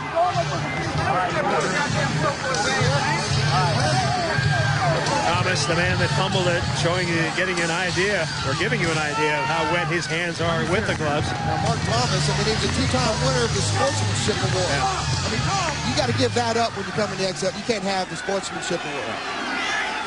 Why would you put that on your resume is what I want to know. Why would you wear gloves on a rainy day? All receivers wear that. Same play, same result there. Same pattern. Looking for Larry Ryans. Ryans, the track man, he's the fastest receiver that Los Angeles has. He was a 10.3 100-meter man. That's smoking. He told us he didn't think he could run a 10.3 right now. Probably more like a 10.4. Is there a real difference between 10.3 and 10.4? Now, this is a long field goal. Check this up here. He's kicking this thing from... It's a 46-yarder, Boz. 46, yeah, that's a long field goal. Into the rain and into the wind. It's coming. The wind is coming into his face from the peristyle end. He's got to kick this ball. You can look for a block there, Boz. Whoa! He got it! That is huge! I mean, that guy's got a howitzer for a leg. I guess we can say Jose Cortez nailed it. He nailed it. That's right. That's a good one. Officially, it's a 47-yarder. And so the comeback has begun for the Los Angeles Xtreme. If you got up and left, you better hurry up and come back, because this one's going to get hot in a minute. Looked like Joe Montana on that one, Boz. That's impressive. That rock's got to go out of there. That's a 20-pound rock coming off his foot. Maniac's lead has been cut to 3. Stay with us.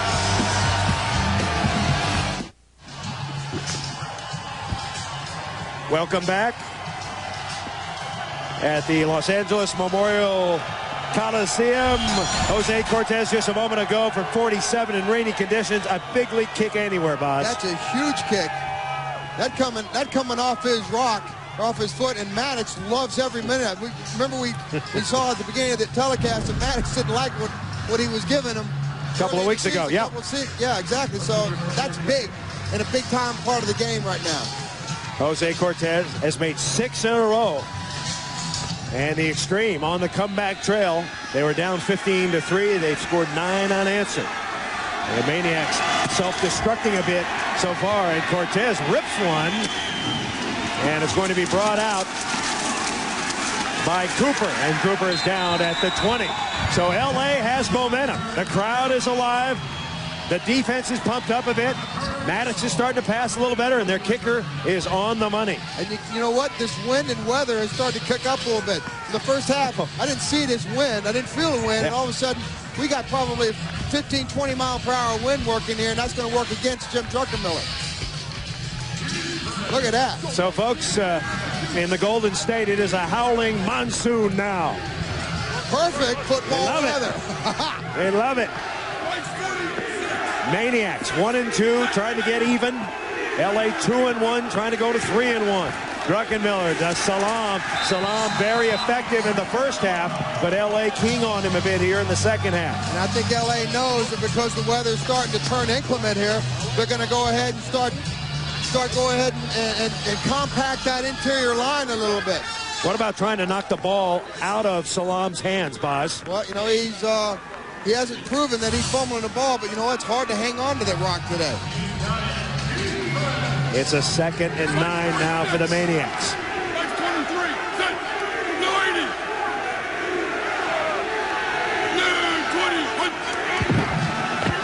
Take the Salam. Druckenmiller guns on the out. Pass caught. And out of bounds is Charles Jordan. That was a great pass and a great catch by Charles Jordan. He made a nice recovery on that. Ball came out of, actually, I mean, you look at the difference between the way Truck is throwing the ball. Comes out there, nice tight spiral. He made a nice recovery on that ball to try to get that ball inside, and he got some good yards after the catch. 31-yard pass play. Druckenmiller to Jordan. Jordan played 7 years in the NFL. Raiders, Packers, Dolphins, Seahawks. First down, Maniacs. Rashaan Salam. He's got a seam, and Salam fights his way near the 40. Tackled by Lamont Evans. Sean Stuckey came up and helped on that little Ebony Prince action. Rashaan Stuckey. That's a 6-yard gain for Rashaan Salam. Former Heisman Trophy winner. I guess if you win the Heisman, it's not former ever. What's the best you did in the Heisman Trophy balloting, Boz? I was third or fourth. Okay. Maniacs keep it on the ground. Salam, and we've got a marker. Loose football. Salam dropped the ball, but there's a marker down. It's probably going to be some kind of a holding call. The umpire threw that flag in there, and anytime you get an umpire throwing a flag, you usually got holding in the interior line. No, there was no possession. Third down. Ref David is going to sort it out. At what time? When did it occur? Prior to the first fumble. Roberts, and it was 75? 77? All right, Captain. We control the ball. We want the ball. You don't get the ball. They have it. Well, that's as plain as day. Their ball. Captain, I got a penalty. Come here. No. No possession. All right. Back to Marty. All right. You got holding, all right? All right, thank you.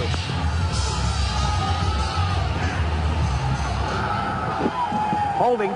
71 offense. Penalties decline. Third down. Earl Scott holding at the wrong time.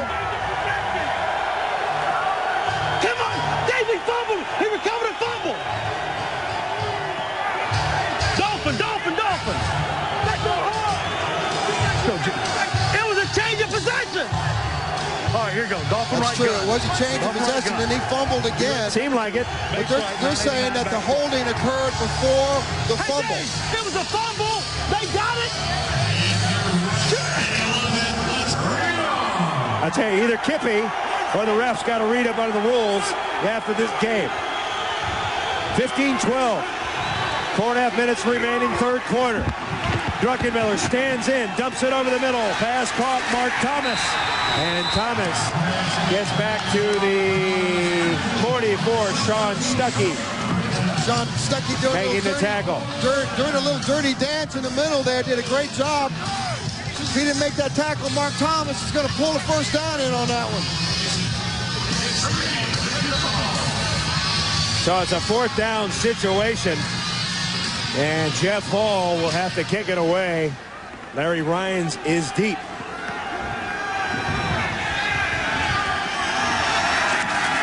Copeland was in there, couldn't get his hand on it.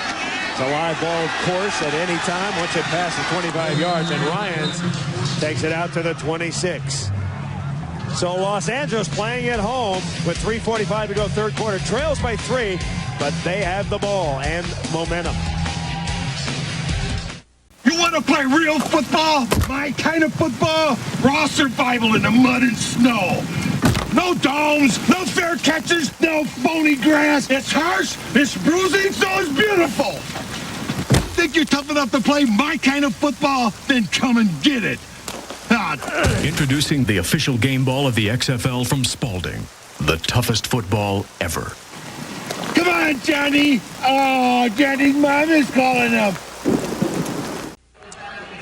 All 3 games Los Angeles has played this year have come down to the final play. Maniacs leading 15-3 at half, but the Xtreme coming on. Xtreme with 9 unanswered points. That pass incomplete. Tommy Maddox trying to lead the comeback. Had a poor first half, but revving up here in the second half, Boz. It was all Memphis in the first half, no doubt about that. No question. 229 yards to 33 for Los Angeles. They turned the tide a little bit here, but it's more Memphis's mental mistakes that have caused the game to get turned around in momentum-wise. 4 wide receivers. Ryans in deep motion. Maddox throws, pass picked off. Intercepted by Corey Sawyer. Sawyer read it. He jumped on the route, Boz, and picked it off. You know, it was an ill-advised pass by Tommy, and Corey read Tommy's eyes the whole way. He didn't bite on that at all. Tommy wishes he had that one back for sure. Third turnover for the Xtreme, and the defense for the Maniacs comes up big. They're actually finally winning the turnover battle, which they haven't done this year. He reads the quarterback, and he just stares at his receiver the whole time. Tommy knows it. There's a man standing in despair. Druckenmiller on first down. Throwing a deep post. Oh! Incomplete. Charles Jordan had a step, but Phillips able to not get away. You know, there's a little contact going on down there. Florida. That's Sawyer. You know, they're not consistent with this. I mean, there's a little contact right there. And I don't know why that's not interference. Incidental contact ruled by the officials. Second down coming up.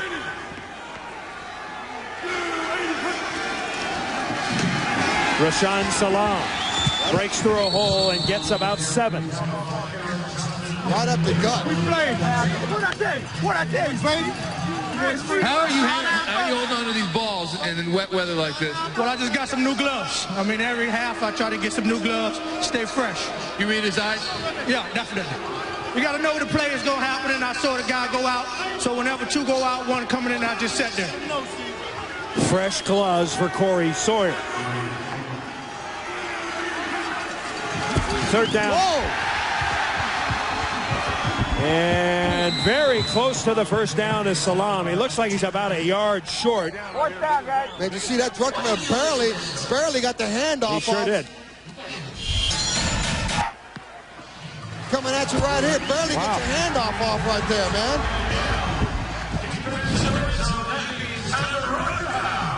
So a 4th and 1 And decision time for the Maniacs. What do you do here, Boz? You kick a field goal, you go for it? You know, your field goal kicker, the field conditions, even though they look horrible, they've actually been able to get the ball off the ground. And the Maniacs call their second timeout. Remember, they burned one at the start. Hey, guys. Hey, look here. Of the second half. Listen up. If we don't back our ass up, Marcus, get back. I'm going to find every damn one of you. Coaches included. Now back it up. Told you. He's a no-nonsense guy, man. He expects to get exactly what he's given. He's feeling the pressure right now. Ready. What's he saying? He just ain't being real friendly. I don't like these calls. I mean, they ain't calling nothing. Okay, now we know what they're going to be in. Okay, we know what they're going to do. We're going zero. Right. Okay, we're going to go high left, arc right, slant right special. Okay? Joseph! Charlie, you okay? Joseph! Joseph! What do you need? All right, Kimmy Brown, his first year as a head coach in the XFL or anywhere else. Been an offensive coordinator everywhere he's been, or a running back coach, or something involved with running backs and receivers. He actually coached Jim Druckenmiller down in Miami, so he knows what Jim can do. Tough call here, though, Boz. You could do a little play action, throw a slant. You got Rashaan Salam.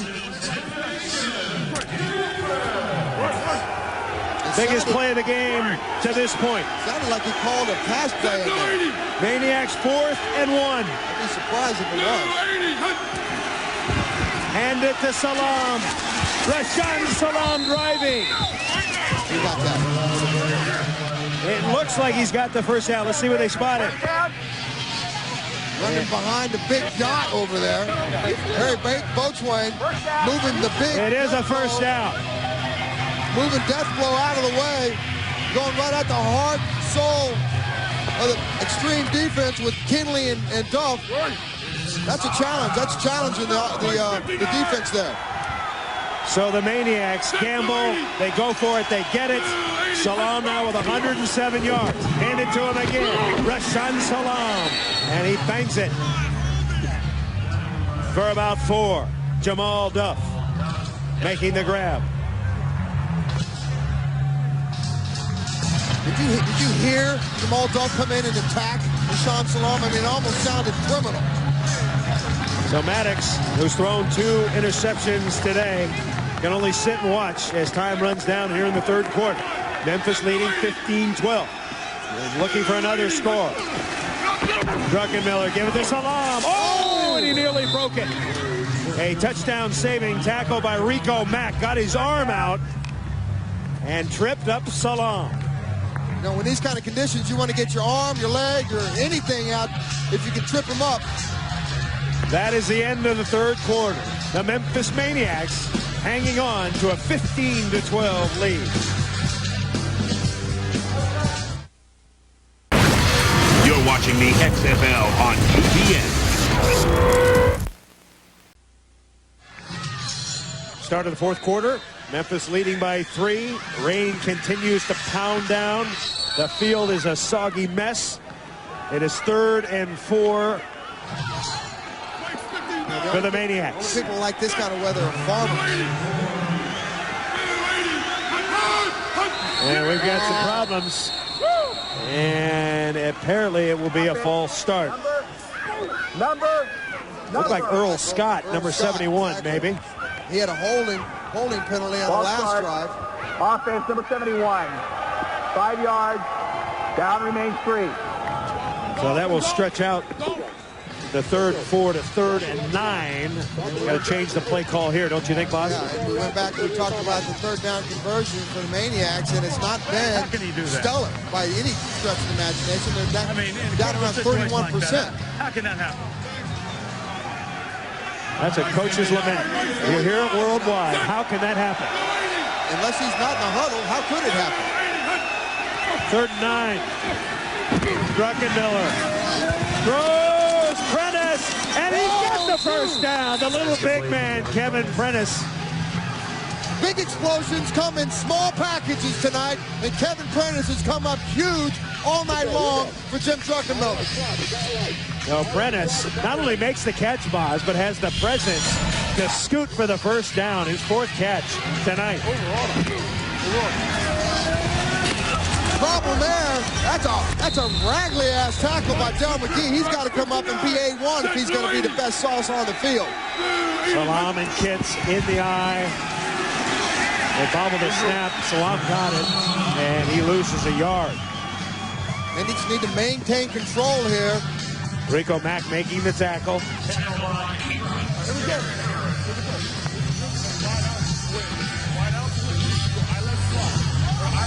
You know, they haven't had a whole lot of success on the really inside power drive running plays. They've had more success as Rashawn is getting the ball and he's having to bounce it outside. Back behind the yacht, the boat. 2nd down. Looking for the fade. He's got Prentice. Oh! Incomplete. Prentice dove for it and could not come up with it. That would have been a spectacular catch by Prentice. That's a good throw by Druckenmiller. He did exactly where he had to throw it. Kept it out of harm's way. Prentice is barely had a chance to get it. You know what? On a dry field, I think he comes down with that. That wet ball, slipping and sliding, makes it tough, makes the catch even tougher. So 3rd down. 3rd and goal.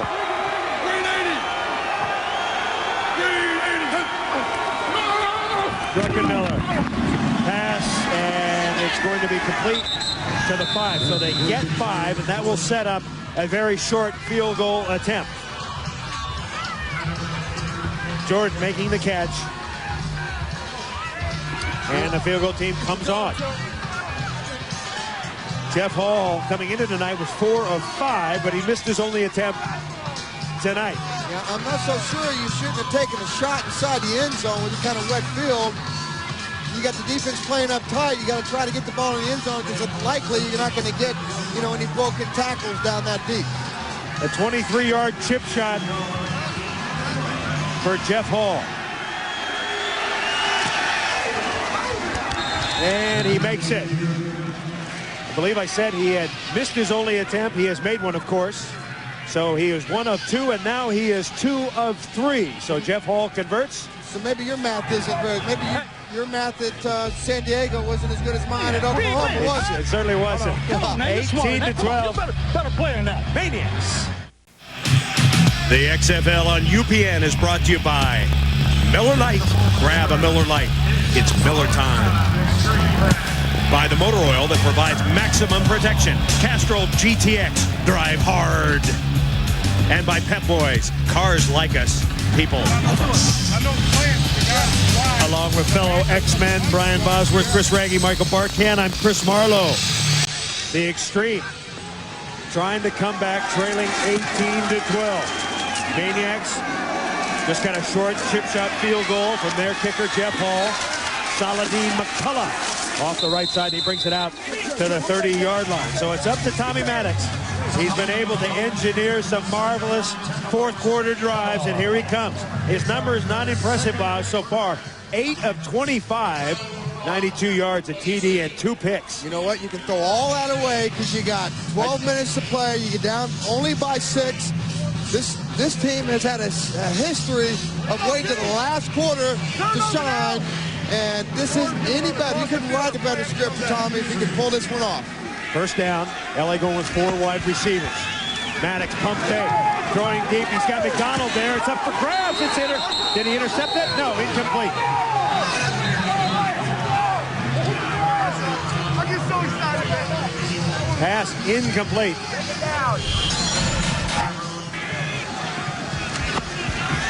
Tommy had big Antonio Anderson in his grill.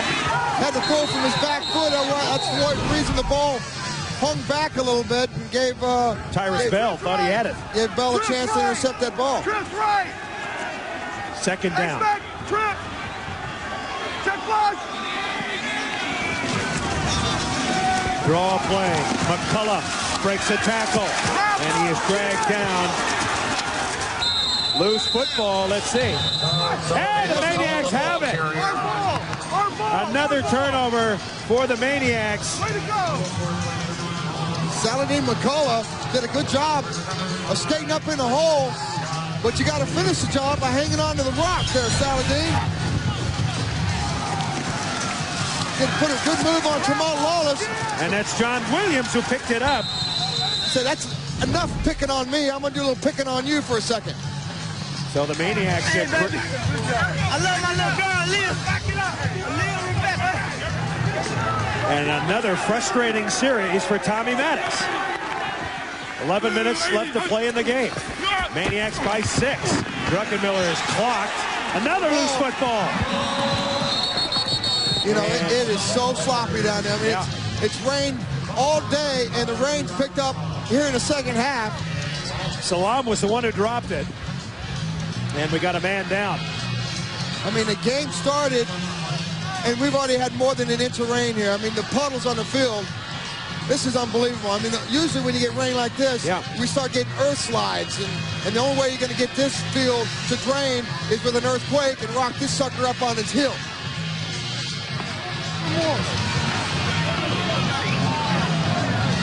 That's Lawless who knocked the ball free, and Salam is shaken up. Lawless? I knew a guy named Lawless once. Yeah? He was cool. How'd it come out? He was cool. Huh? He was killed in politics. Okay. What does that mean? You really want me to tell you? Let's just say it's a story best left for another day. A sunny day as Jim Druckenmiller. I'll tell you what, a touchdown here would put this baby out of sight, I think. I think a field goal probably puts it out of reach. You're 6 points down. LA's got to come up with something big here. Raphael Cooper. I think he goes for the jugular. Oh, he dropped the ball again. Druckenmiller out of trouble. He throws incomplete. That's a great play by Druckenmiller. That right there shows you how strong Jim Druckenmiller is. Sal, it's obviously tough to hold the ball out there, but what kind of measures are you going to take to make sure you hold on to that rock?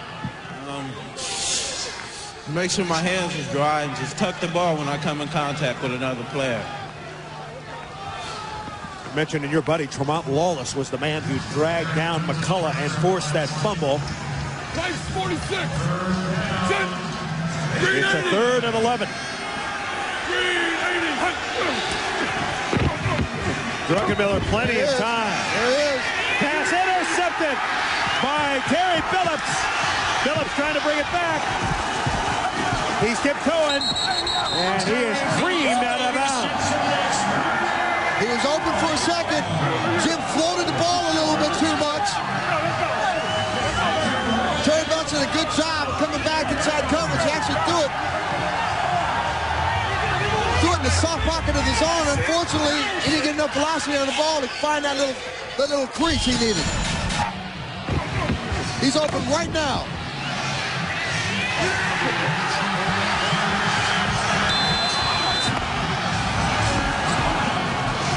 Phillips with a nifty return before he is cracked down. So LA, another opportunity. Trailing by 6. Saladin McCullough. Terry, you've been getting worked on all day, but he hung one up there for you there. Yeah, we just gotta step up and make some plays. We're still in this game, only 6 points behind.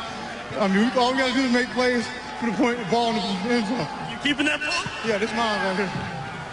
Big question now, boss. Who can hang on to the football? I don't know, man. The ball is getting to the point where nobody can hang on to it. LA gets 8 on first down. 2nd and short. Maddox.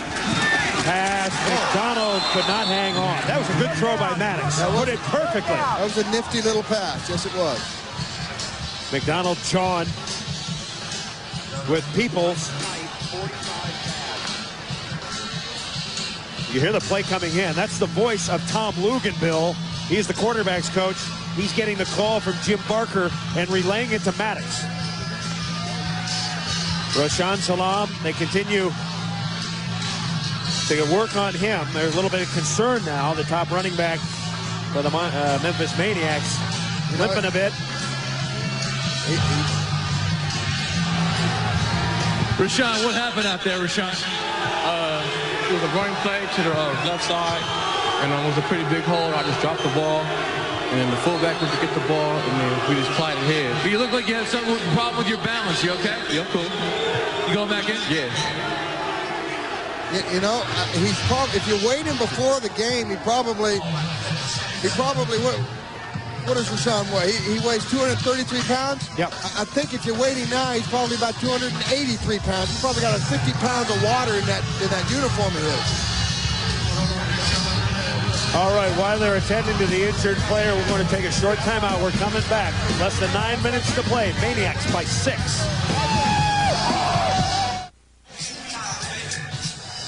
We've been told that the Los Angeles Lakers have posted a victory. Well, these are the Los Angeles Lakes here at the Memorial Coliseum. We are up to our necks in it as XFL football continues on UPN. They are attending to an injured player out on the field. We believe it is safety Kevin Peoples.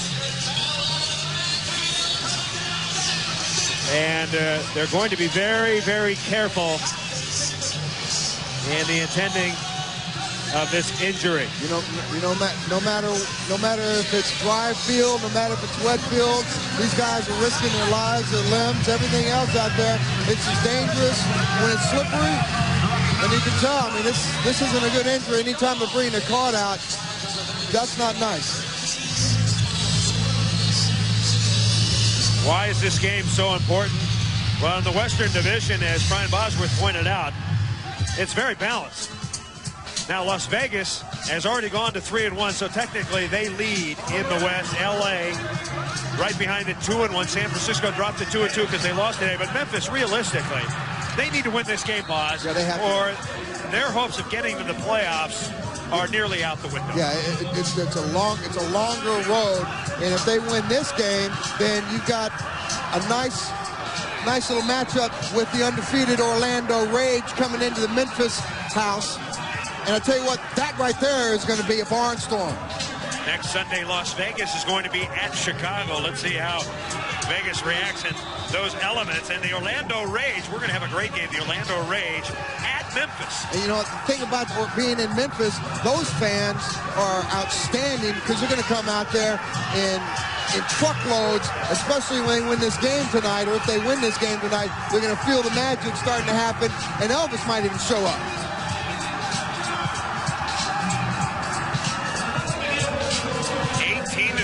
Is our score. The weather has played havoc with the mics on the field. Oh, they're killing us up here in the booth. And the mic's in the booth, so if I see you later for a moment, my mic is gone.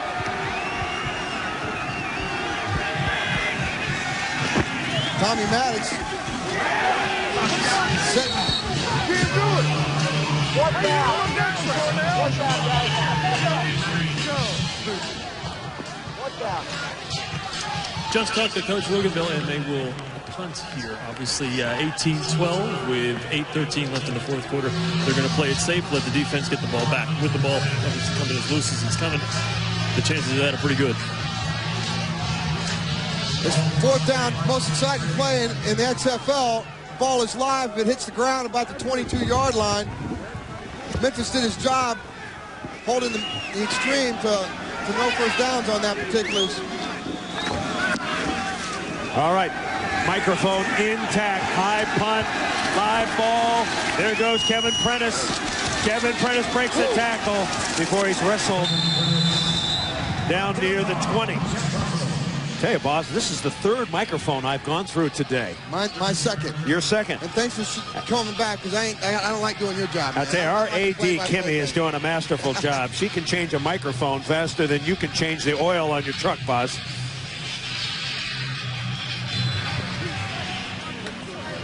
Diagnosis for Dr. Cron, the team physician for the Memphis Maniax, is that Kevin Peoples has a broken fibula. Will not return.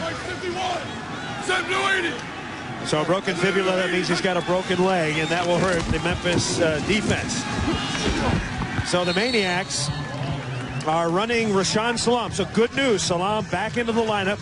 Salam over 100 yards today. The first time the LA defense has given up 100 balls. So it's been an impressive performance You know, we talked to Rashawn yesterday, and he was very frank. He said, "I don't have any respect for this extreme defense," and he hadn't shown any here today. Get Bo Morgan ready for defense. Tell him to get with Bowler. Set. Green 80. Green 80. Hunt. 2nd and 9, Salam. And Salama chug-a-lugs for about 5.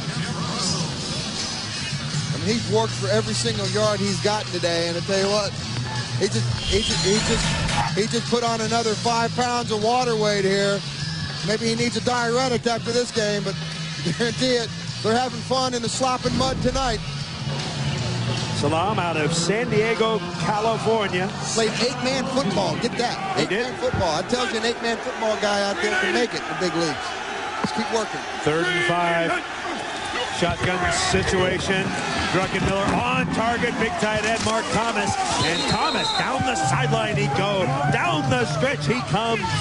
Thomas with a nice gain and a first down. Kippy's done a great job tonight of mixing up the play calling the long passes, mixing Rashawn in there with some great running game, calling the small passing plays that gives Jim a chance to keep moving the ball down the field. Druckenmiller has gone all the way as the starting quarterback, taking charge tonight. Marcus Crandall injured. Raphael Cooper checks in as the deep back. Hand the ball to Cooper. Cooper breaks to the outside. He's got great speed. There goes Raphael Cooper. And he's dragged down from behind. Raphael Cooper dragged down by Eric Johnson, but not before he gets 28. You know, and Kippy says Raphael Cooper actually is probably the fastest back he's got in the backfield. But Jim was telling us yesterday that Raphael Cooper's only problem is he's too impatient. He doesn't let the hole open up right there. And he did a great job right here of doing a little stick and a little move to bounce it back outside. And then he's just running for the races right here. They've done a great job of running this ball here tonight. That's the difference. Mike 51, set. Green 80. First down, Maniax. Clock running, just over 5 minutes to play. Maniax up by 6. Cooper.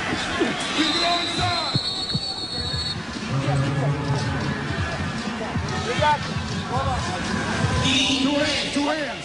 Keep it back with 2 hands.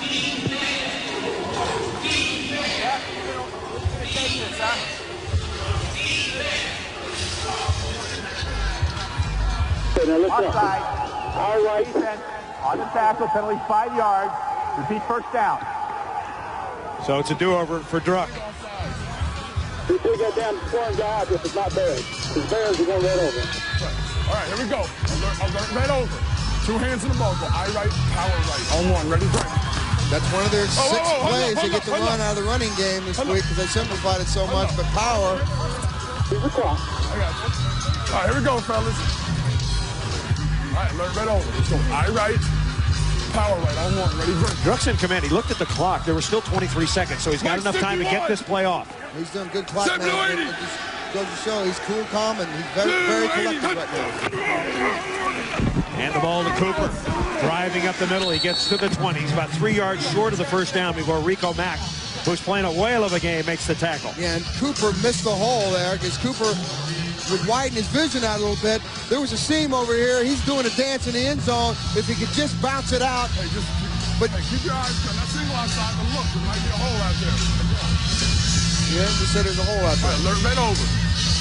So eye right, power right, on 1, ready, break. Sounds like the same play to me, doesn't it? Same play, and I bet they're going to try to. Mike 51, Mike 51. Take a look at the outside lane. Blue 80. Give it to Cooper. Same play. He bounces it out.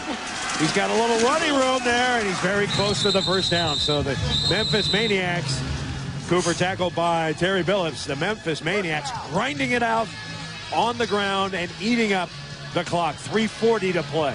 When you can run the ball, you can run your offense. Slot, ride right. Tell Big Harry we're coming behind him. Kippy's got to be really proud of his offensive line tonight. Considering the conditions, they really have outmanned and outplayed the Xtreme's defensive line. Green 80. Green 80. On first down, the Maniacs. Cooper.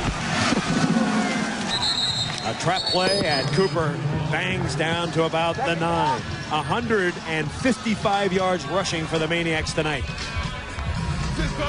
You got another 10 right there on that inside trap right there. And the reason that play worked so well is because the Xtreme committed themselves to a blitz right up the middle. And anytime you do that, they're going to hand the ball off. They're going to run right past the blitz. Pressure on the defense to stop the Maniacs now. Normally, LA gives up 77 yards rushing per game, boss. Dude, they've got school tonight. Yes. Al Luganville knows his team in trouble, trailing 18-12. Cooper, and down he goes. Third down. We got defensive contact back there. You're fine. We may be witnessing the birth of a star here in the Third XFL. down by contact. Third down. You know what's going to be interesting is when Marcus Crandall gets healthy. And I know Kippy, he likes the mobile quarterback, and that's why he drafted Marcus. It's going to be interesting what happens next week if Marcus is healthy. Now you got a quarterback controversy in the XFL because Jim is a big-time player. We've come to the 2-minute warning. The Jim Druckenmiller Memphis Maniacs, with 2 minutes to go, are in command. You're looking at the leading rusher in the XFL now. Rashaan Salaam with 116 yards today. Last couple of games he struggled, but today he has been the man, boss. He quieted the critics, no question about it. Jim Druckenmiller all the way at quarterback. Druckenmiller, Salaam, Kevin Prentice. Ooh. Cooper is drilled. Getting through was Jamal Duff. Death blow.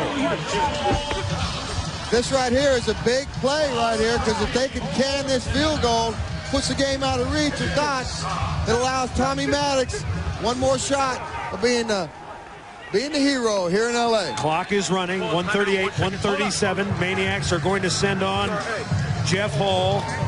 They call it. Hold up, back it up. They have 2 more. Okay, field goal. All right, LA wants timeout. I think a pretty good call right there. You got to call your timeout. Yeah, you got to save as much time as you got because if they miss this field goal, you're going to need every. Yeah, LA's got 2. They should have called it 15 seconds ago. So Jeff Hall looks to be about a 40-yarder for Hall. That's well within his range, although conditions tonight. You know, Jeff Hall, when he was in Tennessee, when he was kicking down there, they went 45-5.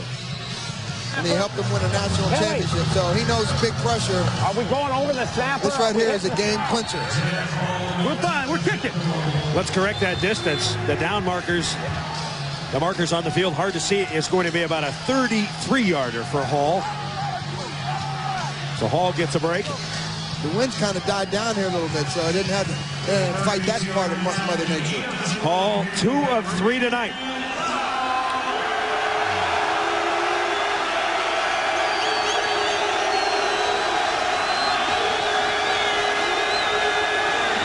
High snap. No goal! No good! There's life left in Los Angeles. Okay, D, come on, D. A high snap. That blow with that big stop on 3rd down gives them a chance. He just pushes this wide right. I think the snap a little bit high, but the placement was good. Hall just missed it. He just missed it. Hey, it slipped a bit. So Tommy Maddox has a shot. Minute 30 to go. The Xtreme. Can they do it one more time? They won their last 2 games on the final play of the game. This may be their final series. Maddox dumps it off. Saladin McCullough. And McCullough upended. He didn't get out of bounds, so they got to hurry here. Corey Sawyer making the tackle. They got 2 timeouts left. So LA trying to form quickly in the hurry up, of course. 18-12, Maniacs ahead. We're going to get you, Maddox. Oh, Maddox throws it. The ball slipped out of his hand. A flag is down. The pass is caught. Better yet, the clock stops. You can't do that too, Sadler. It was about a 9-yard play, and now Luganville said, look, get up to the line. They should have a play called. They should be up to the line of scrimmage. Rico Clark. Get a little molestation out there. Can't do that. Not when a man's watching you can't. So they're going to spot the ball. Well, let's see, he's marching back. He's at the 30, and he's marching back just a bit. Gonna march it off from the 23. So it's a spot foul, pass interference. Automatic first down. They're going to start this clock, though, as soon as they set the ball on, and the umpire gets out of the way. 1 minute and 1 second to go. Xtreme, Maniax, looking, throws, broken up. Looking for Darnell McDonald, John Williams. Up high. Folks, our game is running a little bit long. Stay tuned for your local program immediately following this game. But it's running long on a good game, baby. 55 seconds to play. Xtreme needs to go about 75 yards. Maniax looking, throwing, pass caught, out of bounds. First down, Xtreme. McDonald gets 20. Darnell did a great job of getting over there on the sideline, making a catch, getting at least 1 foot. That's all you need in the XFL down, and getting out of bounds and stopping that clock. 48 seconds to go. Spot the ball at the 43. Need 57 yards to score, right? That's Boz, the mathematician, folks, from Oklahoma. Maniax, 3 wide receivers, 4 out the pattern. Maniax unloads. Pass complete. And McDonald, no, check that. That's Copeland. He's down. And the clock should get, no, that's going to be, well, let's see if they mark it. It's a first down, so the clock stops. They'll stop the clock until they mark the ball. As soon as he sets the ball, the umpire gets out of the way, then they're going to start that clicker again. LA in the hurry-up, trailing by 6. Clock starts, 39 seconds to play. Coach telling him to look at Darnell McDonald. Throws. Incomplete. McDonald, the intended receiver. John Williams with him step for step. He threw that ball a little bit behind or in front of one of the 2 receivers out there. Wasn't really sure who he's looking at. I think he was going for the pass interference, though. Going for the cheap foul? Yeah. Second down and 10.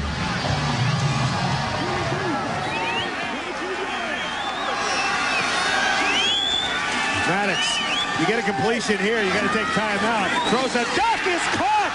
No, incomplete. Boy, the pass slipped out of Maddox's hands again. He was looking for Copeland. Jermaine looked like he came down with, there was 2 receivers in the same spot. LA still with 2 timeouts, Boz. When do you take those, or do you wait? Boy, on an incomplete pass, you really don't need to take a timeout right now. Okay. What you do need to do is it's 3rd down right now. Got to get the first down. They got to get the first down. They got 2 plays to get 10 yards or better. Maniax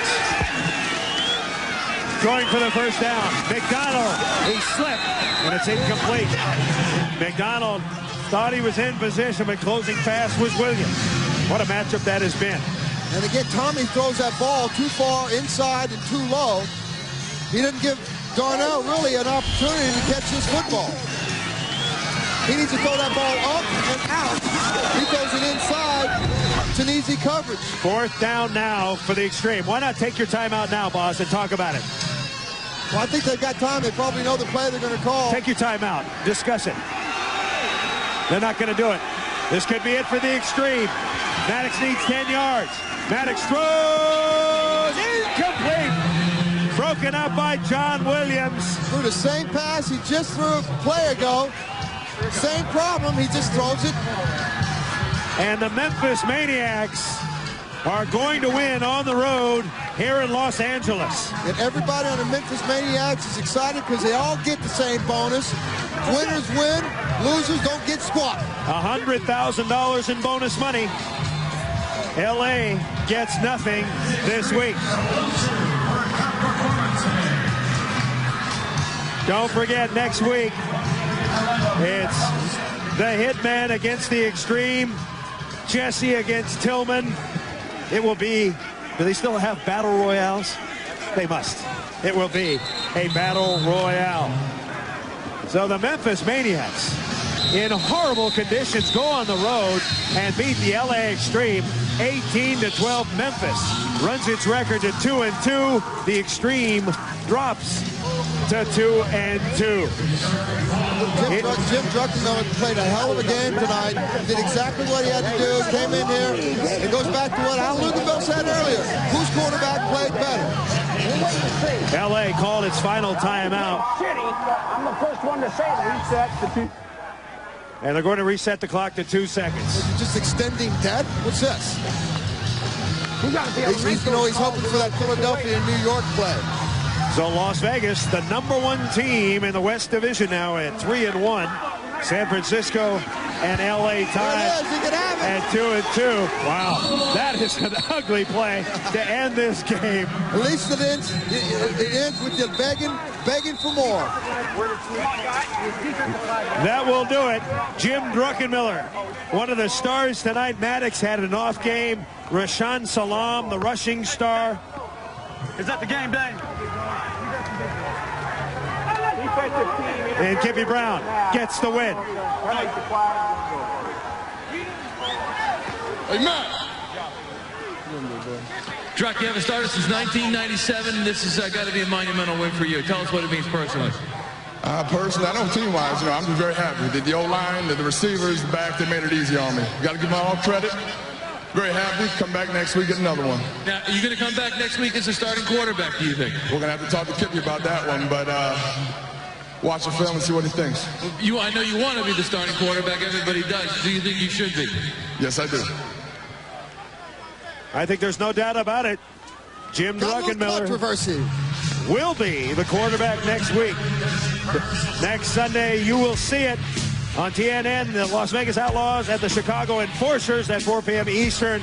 And then we'll have the Orlando Rage, undefeated, the best team in the XFL, will take on these Memphis Maniacs. For Brian Bosworth, Chris Raggy, Michael Barkan, I'm Chris Marlowe. Hope you enjoyed the game tonight in the rain here in Los Angeles, California. XFL football on UPN. Once again, the final score, the Maniacs take down the Xtreme 18-12. So long from Los Angeles.